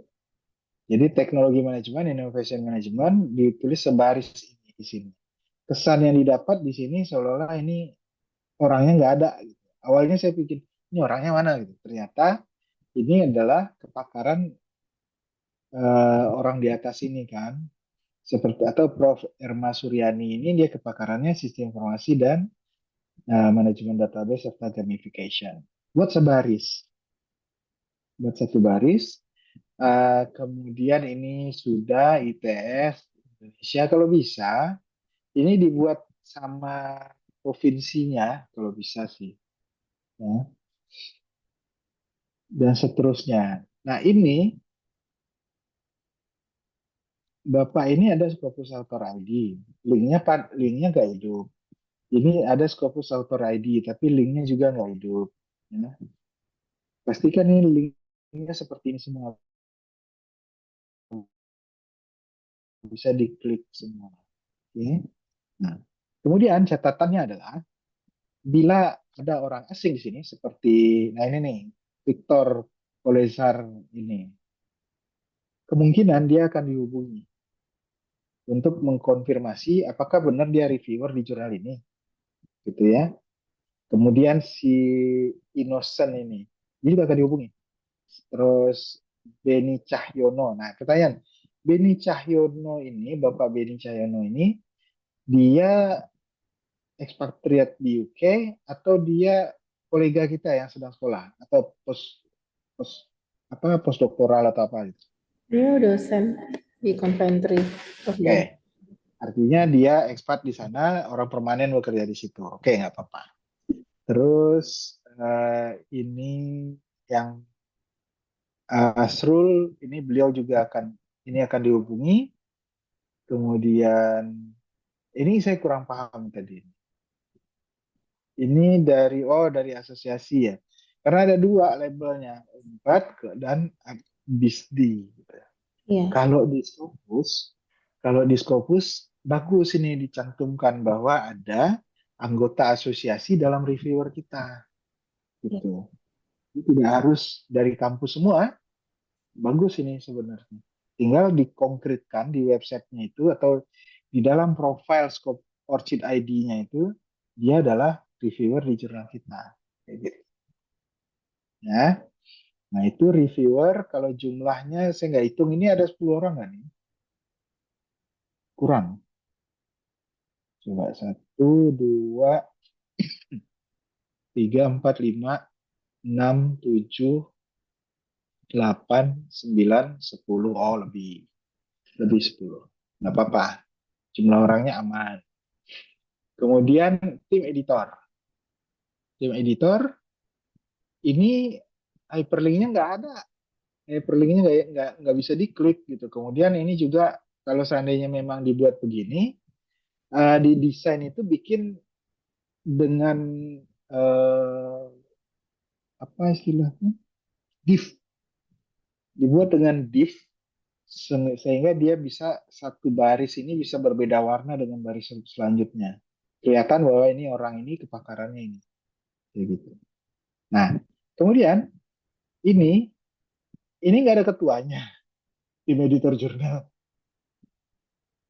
nggak ada editor in chief-nya, nggak ada managing editornya gitu ya. Nah, kalau strukturnya sih sederhananya editor in chief, kemudian editorial board, dah nggak apa-apa. Nah, kalau ditambahin satu lagi managing editor ya boleh silahkan. Pak. Ya. Dan sama seperti aturan Arjuna, tim di dalam editor dia jangan menjadi reviewer dan sebaliknya. Kalau reviewer dia jangan jadi editor seperti itu. Cuman ini yang langsung ketangkep Negeri Surabaya, UNESA ya, UNESA,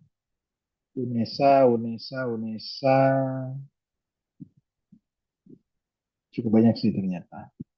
Cukup beragam ternyata. Oke, tinggal menampilkan profil dia ini dengan hyperlink ya semua orang. Kemudian struktur tim editorial ini mulai editor in chief, managing editor dan seterusnya. Oke. Terus kita masuk pada konteks. Di sini nggak jelas di mana nih kantor jurnalnya. Gitu. Tuliskan nama kantor jurnal ini ibaratnya tuh gini, karena Ibu Ika kirim, bukan kirim, pesan GoFood, orang GoFoodnya nyampe ke situ gitu, dengan alamat tersebut. Nggak nyasar dia. Nah, dibuatlah sedetail itu, gitu kira-kira. Walaupun GoFood kan ada petanya ya, nah, tambahin petanya kalau bisa juga. Oke. Kemudian email, ini sudah email UNESA, orangnya berbeda. Kemudian nih, ini saya cuma ini aja nih, yakin nih nggak akan merepotkan gitu, pakai nomor HP gitu ya. Kalau kawan-kawan nyaman nggak ada masalah, nggak di dia aja kita nggak urus yang itu. Oke. Jadi kontak ini tolong dilengkapi. About current issue tadi, kemudian author guidelines. Kita klik ini. Nah, author guideline-nya lari ke sini. Ya, menu author guideline tadi itu larinya ke sini. Ini diperbaiki. Menu author guideline sini. Kemudian di sini ada copyright notice. Halamannya hilang. Nggak ada halamannya. Ya, ini diperbaiki juga menu ini artinya. Ya. Search. Oke, search berfungsi. Kemudian kita masuk pada focus and scope. Focus and scope. Fokus. Nah, ini masih ada new-nya. Ini gara-gara kopas di semua tempat nih ya. Kopas jadi new-nya yang ikut kemana-mana gitu. Nggak usah dituliskan begitu. Nah, kalau kawan-kawan ngejar ke Scopus, dia ingin lihat apa namanya, fokus and scope-nya ini unik. Dia ingin lihat seperti itu. Kalau ini kan semua bidang di dalam sistem informasi nih kan. Artinya kalau dengan seluas ini, jumlah orang yang tadi itu kurang itu reviewernya dengan bidang yang seluas ini. Ini banyak banget. Katakan kita list saja digital business performance ada satu orang ini satu orang dan seterusnya. Sudah ada kayak begitu jurnal. Apa daftar orang ya. Editor juga begitu. Ya, jadi ini hati-hati di sini dalam menuliskan ini. Kemudian tadi editorial team sudah, reviewer sudah kita bahas, peer review proses. Peer review proses, policy proses follow. Ya, ini betul, follow focus and scope dan author guideline. Kalau bisa nih sediakan hyperlinknya, focus and scope, author guideline, gitu ya, kasih hyperlinknya. Kemudian novelty, oke, free from plagiarism. Nah, plagiarism ini kasih hyperlink kepada plagiarism policy, gitu ya. Nah, kemudian ini Turnitin. Nah, ini berapa persen? Ya, letakkan sebenarnya di halaman terpisah. Dan peer reviewed artinya ini single blind ya. By at least two OMO ini sudah bagus, two OMO expert reviewers, scientific valuable dan seterusnya ini nggak apa-apa. Tapi di sini dituliskan double blind, sedangkan di sini blind, nggak konsisten. Ya, pilih. Jadi kawan-kawan maunya yang mana? Kalau untuk ke arah ke Scopus maunya dia bagusnya ini double blind. Jadi yang ininya tambahin kata double di depannya. Final decision made by editor in chief. Jadi eh, solinya ini buang aja sebenarnya karena editor in chief dia kerja bersama-sama dengan timnya kan. Oke, okay. According to reviewer critical command dan seterusnya. Ini kalimatnya muter-muter nih. Gara-gara kata soli tadi soli nih. Kemudian publication of accepted article resonant published issue made by editor in chief. Oke. Okay. Oke, okay. Ini tambahan kalimat. Intinya di sini sebenarnya yang belum tertulis berapa lama nih proses ini, targetnya, rata-rata berapa lama, itu belum tertulis. Kemudian open access statement, nah ini bawaan OJS nih kan, pendek banget. Di jurnal provide immediate open access, walaupun ini kalau saya meriksa saya terima aja nih, tapi kalau ingin yang baik, dielaborate dikit kalimatnya. Cantumkan lisensi di sini juga. Kemudian ini publication ethics. Nah, ini publication ethics yang sudah mulai ikut sebagian kepada apa namanya corporate core practices, walaupun tidak terstruktur dengan baik, tapi sudah mulai sih. Oke, ini boleh nggak apa-apa. Terus plagiarism screening tadi original kayak 20% ya. Nah ini dia kata-kata yang menakutkan sebenarnya. Temporarily banned. Gak usah di ban penulisnya. Apain? Kan dia tidak bikin dosa besar gitu ya. Kenapa kok di ban? Oke. Terus ya kalau dia punya ke- kan hasil penelitian itu kan kita baca lagi. Kalau memang itu parah, ya udah. Tapi jangan diancam di awal begini. Plagiarism screening, kemudian copyright notice. Eh, ini the copyright of the ini dihapus aja. Copyright of the accepted for publication articles, nah gitu. Karena ini jadi ambigu dia. Receive article once accepted. Ini panjang tapi ambigu jadinya. Jadi bilang aja hak cipta dari artikel yang diterima untuk terbit. Nah, kira-kira begitu bahasa Indonesia-nya. Hak cipta dari artikel yang diterima untuk terbit dan nanti terbit, umpamanya ditambah gitu, adalah dipegang oleh penerbit jurnal, ya, atau dipegang oleh jurnal. Publish article various form, journal maintains publishing rights to the published articles non-exclusively. Ditambahin, tidak eksklusif. Karena ada lisensi CCBY yang mengaturnya. Orang boleh memprint dan segala macam.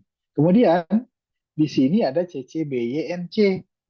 Kayak tadi konflik di artikel kita tertulis CCBY tadi di bawahnya itu. Sementara dalam copyright notice ini CCBYNC.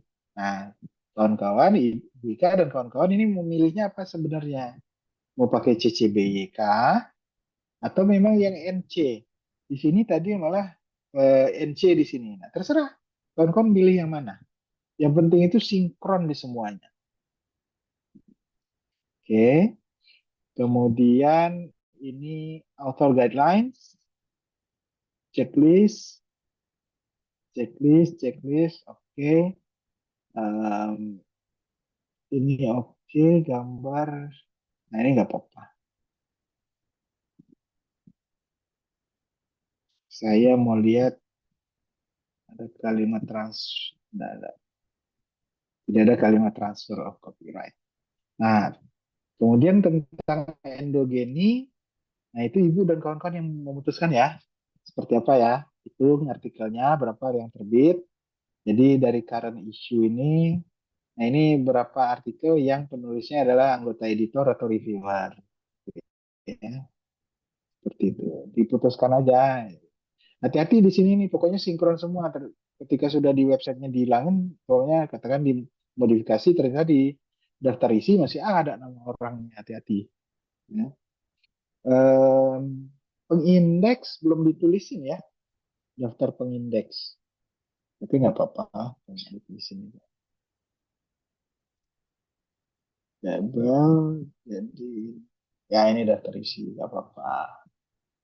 Oke. Em, dari yang saya periksa ini sih, ini udah cukup kalau menurut saya. Jadi tolong dikoreksi yang tadi itu semua, kalimatnya diperbaiki, kemudian disesuaikan lagi semuanya. Nah, nanti kalau akan submit boleh Ibu Ika kasih lagi ke saya. Ini sudah dikoreksi. Setelah itu nanti saya katakan saya bilang silakan submit, baru submit. Ya. Sebentar, saya mau cek ini jurnal ini pernah daftar DOAJ apa enggak? Sebelumnya pernah daftar nggak ya, Ika? Jurnal ini pernah daftar, Bu? Belum pernah daftar. Ya. Soalnya kalau pernah pernah daftar ya saya mau tahu pernah di reject apa enggak. Ya, karena ada masalah pemeriksaan itu. Nah itu kalau seandainya saya lihat sejauh ini ya, eh, sebentar.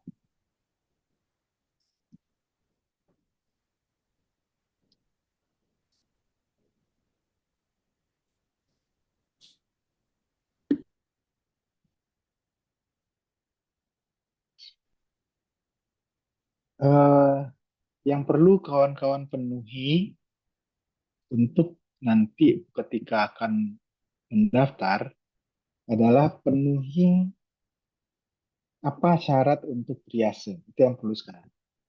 Ketika lolos triase, saya bisa tinggal teruskan jurnalnya terima. Jadi kalau kawan-kawan kerja, katakan ini nanti jam 11 selesai, kawan-kawan kerja kemudian memperbaiki dan semacam. Tolong teliti. Ini sering sekali jurnal, editor jurnal itu kerjanya buru-buru dan tidak teliti gitu ya. Nah, tolong teliti semua tulisan tadi, policy dan segala macam, cek ada kata-kata copyright transfer agreement, ya hati-hati itu. Kalau ada dokumen transfer, copyright transfer agreement, seperti apa dokumennya gitu ya. Hati-hati di situ. Oke. Kemudian yang diperiksa eh, pertama yang akan diperiksa itu di DOAJ sebentar.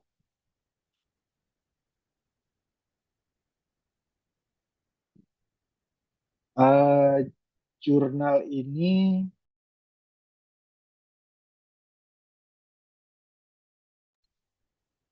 jurnal ini akan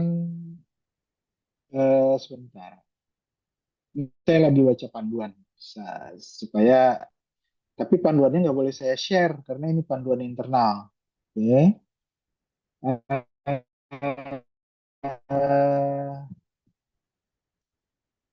UNESA itu pernah dieksklud oleh DOAJ secara satu institusi nggak?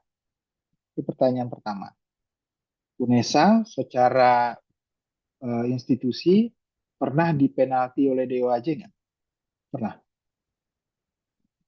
Wah, itu saya belum belum pernah tahu itu Bapak. Tapi kalau yang terindeks di OAJ itu kalau di FEB itu Al-Uqud itu Bapak. Kayak kayak kayaknya sampai sekarang masih masih terindeks. Al-Uqud ada di FEB. Oke. Artinya itu masalah. Oke, artinya nggak masalah karena kalau sempat satu institusi pernah di exclude atau di penalti oleh DOAJ, yang lain-lainnya nggak bisa masuk, gitu ya. Gitu ya Arti Pak. itu nggak masalah. Kalau masih ada di dalam. Nah, Ya.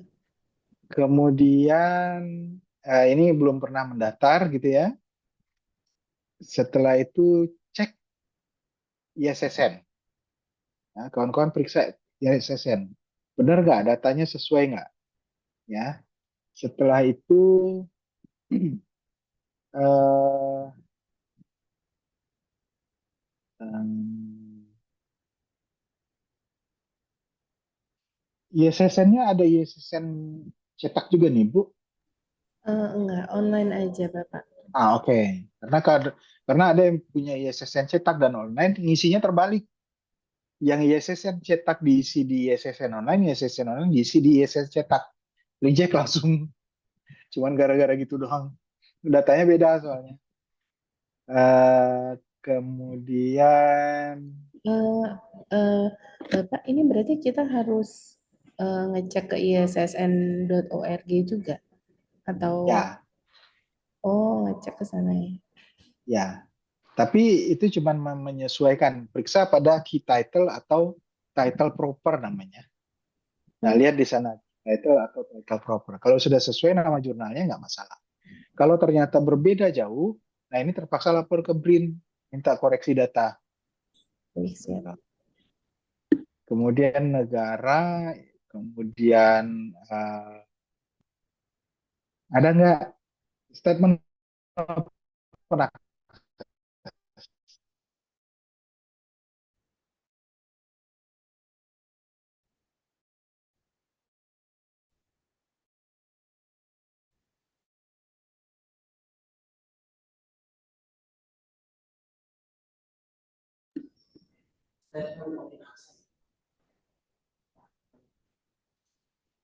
Statement open access.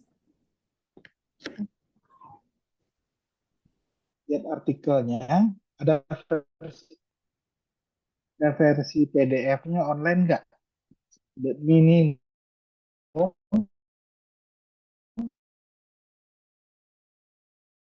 dalam akhir. Nah, tadi sudah lisensi, kan bentrok tuh lisensinya ya.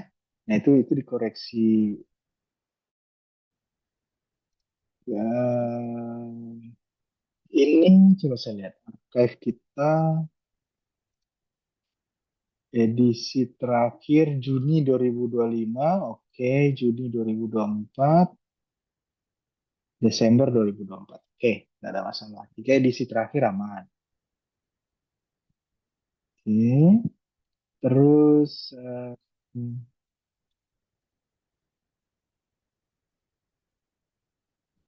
saya rasa itu ya. Oh iya, bahasa. Nanti tolong dicek eh, bahasa itu jangan ada yang belang-belang di website jurnal ini. Nah, itu yang perlu dicek, bahasa jangan sampai ada yang belang-belang dalam pernyataan. Nah, kalau itu sudah selesai semua, cek-cek itu sudah oke, nanti bisa aja Ibu kasih ke saya periksa dulu sebentar, skimming, nanti saya kode, silakan daftar. Daftar lah. Ya. Daftar dan mudah-mudahan tidak ada masalah dengan Poppy. Poppy itu detail sekali bacanya. Kadang-kadang yang tidak saya, yang menurut saya oke sama dia nggak sesuai. Kayak masalah kalimat. Hasil kalimat di sisi BYSA itu ada share alike-nya, SA-nya. Tapi ada jurnal yang membuat tanpa SA. Sama dia itu ketemu tuh. Karena kalau saya luput yang itu. Makanya saya biarkan ini diperiksa dulu triasenya sama kopi. Target kita adalah hari ini ketika kawan-kawan sudah selesai koreksi, kemudian eh, laporin ke saya. Setelah itu daftar, kawan-kawan daftar, ibu daftar sama kawan-kawan. Kita tunggu hasilnya dari Poppy. Ya. Begitu hasil dari Poppy, pokok target triase itu selesai. Dah, setelah itu saya putusin. Jurnalnya mau diterima atau tidak diterima. Pinginnya kan diterima ya.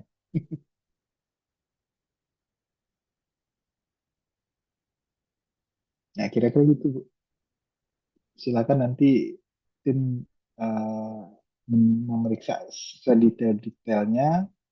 Mohon teliti ya, karena sering sekali kawan-kawan pengelola jurnal ini nggak teliti karena pengen buru-buru. Hati-hati di sana. Lumayan lah, kan penaltinya 6 bulan tuh. Walaupun 6 bulan itu hanya satu edisi, tapi menghabiskan waktu juga, gitu loh. Ya, Bapak. Kalau untuk nanti kita kan submit ke DOIJ, itu berarti yang kita submit adalah yang edisi berbahasa Inggris ya, Bapak ya? Yang karena sebelum-sebelumnya kan masih bahasa Indonesia. Oh, nah DOAJ itu nggak memeriksa seperti itu. Oh, DOAJ itu DOAJ itu cuma lihat dua edisi terakhir. oh dua edisi terakhir. Oh, baik. Dua edisi terakhir apa bahasanya terserah. Ibu bisa bisa tulis bahasanya ada bahasa Inggris dan bahasa Indonesia. Ada opsinya nanti di formulir aplikasinya bisa Ibu lihat itu contohnya. Hmm. Nah, ini sebentar di halaman DOAJ itu pada eh, saya share lagi ya. Ya. Bentar saya share hal ini.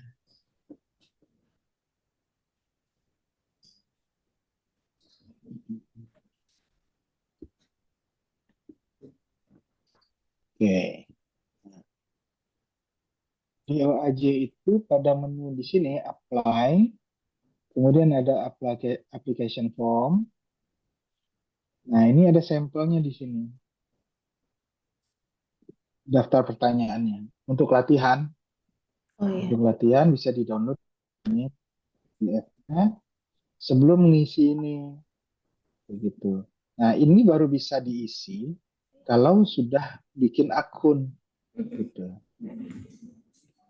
Bikin akun dulu. Coba saya nggak tahu di UNESA apakah berlaku aturan satu akun untuk semua jurnal yang ke DWJ atau satu jurnal boleh bikin akun sendiri-sendiri. Tahu kami itu boleh bikin akun Bapak. Oke. Ya, saya itu pernah Nyaman ya. bantu Aukut juga buat submit DOIJ. Ya. Iya, aman nantinya. Karena di misalnya yang Universitas Negeri Malang apa, pokoknya di Malang saya lupa nama kampusnya. Itu satu akun untuk semua jurnal dikelola oleh rumah jurnalnya. Alasannya karena editor jurnal ini bertukar-tukar, itu username password untuk dashboard ke DWJ-nya sempat nggak bisa diakses gara-gara lupa semua gitu. Jadi dipeganglah satu username password untuk semua jurnal di kampus tersebut. Kalau di kampus saya sih setiap jurnal bikin akun sendiri-sendiri, silahkan, bebas. Jadi ini simulasikan dulu pertanyaan ini, jawabannya.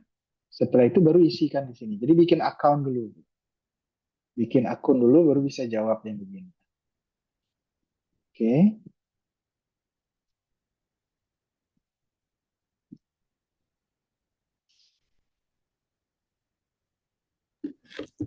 Ini mungkin nanti kita akan coba untuk perbaiki dulu ya Bapak ya. Ini saya nanya Bapak Ibu, gimana siap nggak hari ini? Langsung katanya masih habis cramming upload nilai nih Pak. Oh inilah ya. Iya bener Pak. Iya, Ini iya.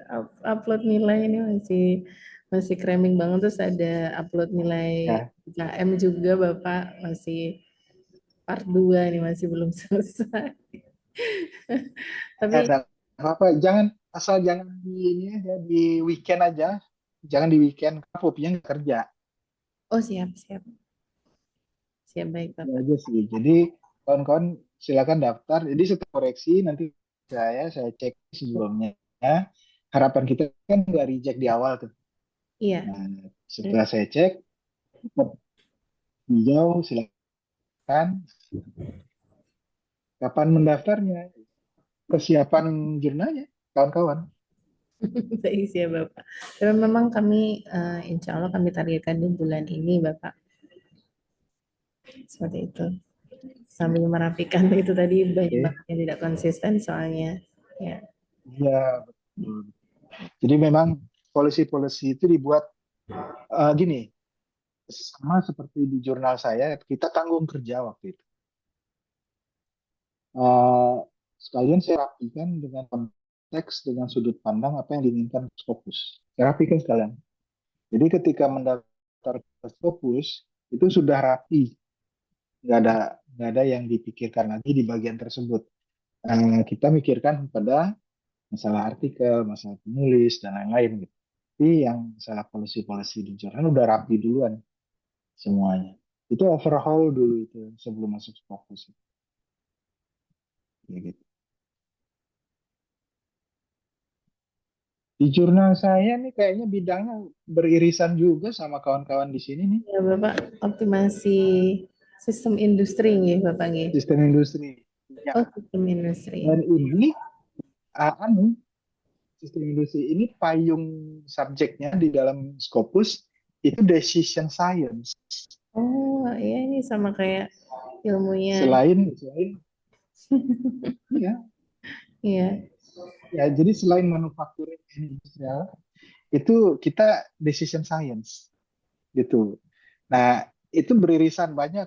Kalau lihat judul artikel-artikel di jurnal saya itu yang bicara tentang sistem informasi pengambilan keputusan berdasarkan ini. Intinya adalah mengimprove kondisi A menjadi kondisi B gitu kan, optimasi kan.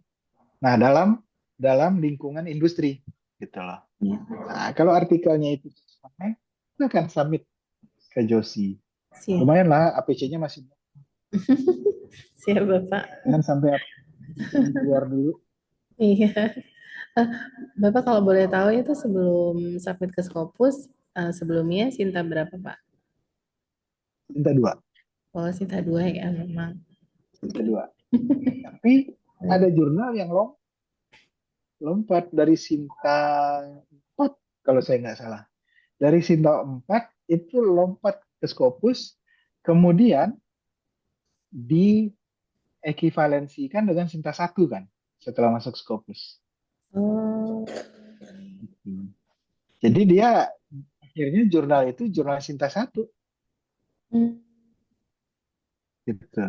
iya. Nah, selama mumpung peraturannya masih berlaku seperti itu.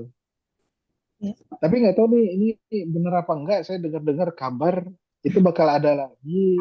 Tapi benar apa enggak di UNESA bisa tanya-tanya. Kan ada kawan-kawan yang asesor Arjuna juga tuh. Ya. Eh dengar kabar sih Arjuna DRPM Dikti mau keluarin hibah jurnal masuk Scopus lagi dikasih duit. Oh, Dulu kan waktu zaman Pak Lukman tuh ada 50 juta per jurnal tuh dikasih kalau ya masuk betul. Scopus. Hmm. Iya. Biasanya kalau di Hmm. UNESA itu dikompetisikan di jurnal-jurnal yang Sinta 2. Oke, oke. Ya. Dan jurnal non Sinta 2 kalau ngedaftar Scopus seandainya pantas nggak ada salahnya dong. Iya, Bapak. Ya, Kita waktu kemarin tuh masuk proyeksi Scopus karena itu tadi ada 3 yang lagi di embargo, terus kebetulan eh, katanya temanya masuk gitu. Eh, Seperti itu Bapak. Cuma ya kita kepengen memantaskan diri dulu. Soalnya memang challenge-nya masih di artikel sih Bapak, di kualitas artikel. Itu sih. ya. Ya. Dan fokus and scope tadi dulu di jurnal saya itu zaman belum keluarnya ChatGPT, eh, ketika menyesuaikan fokus and scope, artikel dengan fokus and scope itu challenge-nya ribet, cukup cukup menantang waktu itu. Nah, sekarang dengan ChatGPT, apalagi ini kan kawan-kawan IT sistem informasi semua di sini, itu download aja artikel yang sudah terbit di jurnal kita dari report OJS yang artikel, itu ada abstraknya di sana. Masukin abstrak-abstrak tadi ke dalam ChatGPT, suruh dia mengeluarkan fokus and scope jurnal. Otomatis fokus and scope jurnal itu menyesuaikan ke artikel yang terbit itu nanti. Oh, Karena yang susah, mhm. ya kita balik. Biasanya kan kita nyari artikel yang sesuai fokus and scope untuk diusulkan di Scopus. Sekarang dibalik, fokus and scope-nya sesuaikan ke artikel yang sudah terbit. Kayak gitu. Jadi itu yang membuat nilai sendiri nanti. Karena di Scopus kan dilihat kesesuaian fokus and scope dengan artikel yang diterbitkan. Gitu. Baik Bapak. Terima kasih banyak ya Pak Iwan sudah meluangkan waktu Sama, sharing-sharing dengan kami. Mungkin nanti dalam proses kami submit nanti mungkin tidak apa-apa ya Pak kalau kita merepotkan saya ya silakan. itu. Ya, Nggak apa-apa. baik Bapak. Mungkin sekian Bapak untuk agenda di pagi hari ini. Masya Allah luar biasa sekali ilmu-ilmu baru yang kami dapatkan. Insya Allah dalam bulan ini kami akan memperbaiki dan juga akan kami submit di DOIJ. Baik, Oke. terima kasih Pak Ikhwan. Waktunya Baik, sama-sama. bagi sekalian. Mohon izin untuk mengakhiri ya, Bapak. Ya, berarti saya Assalamualaikum. mohon maaf kalau ada yang ya, teman-teman ya. Iya, Bapak. Ya, terima kasih. Kasih Assalamualaikum. ya. Selamat siang.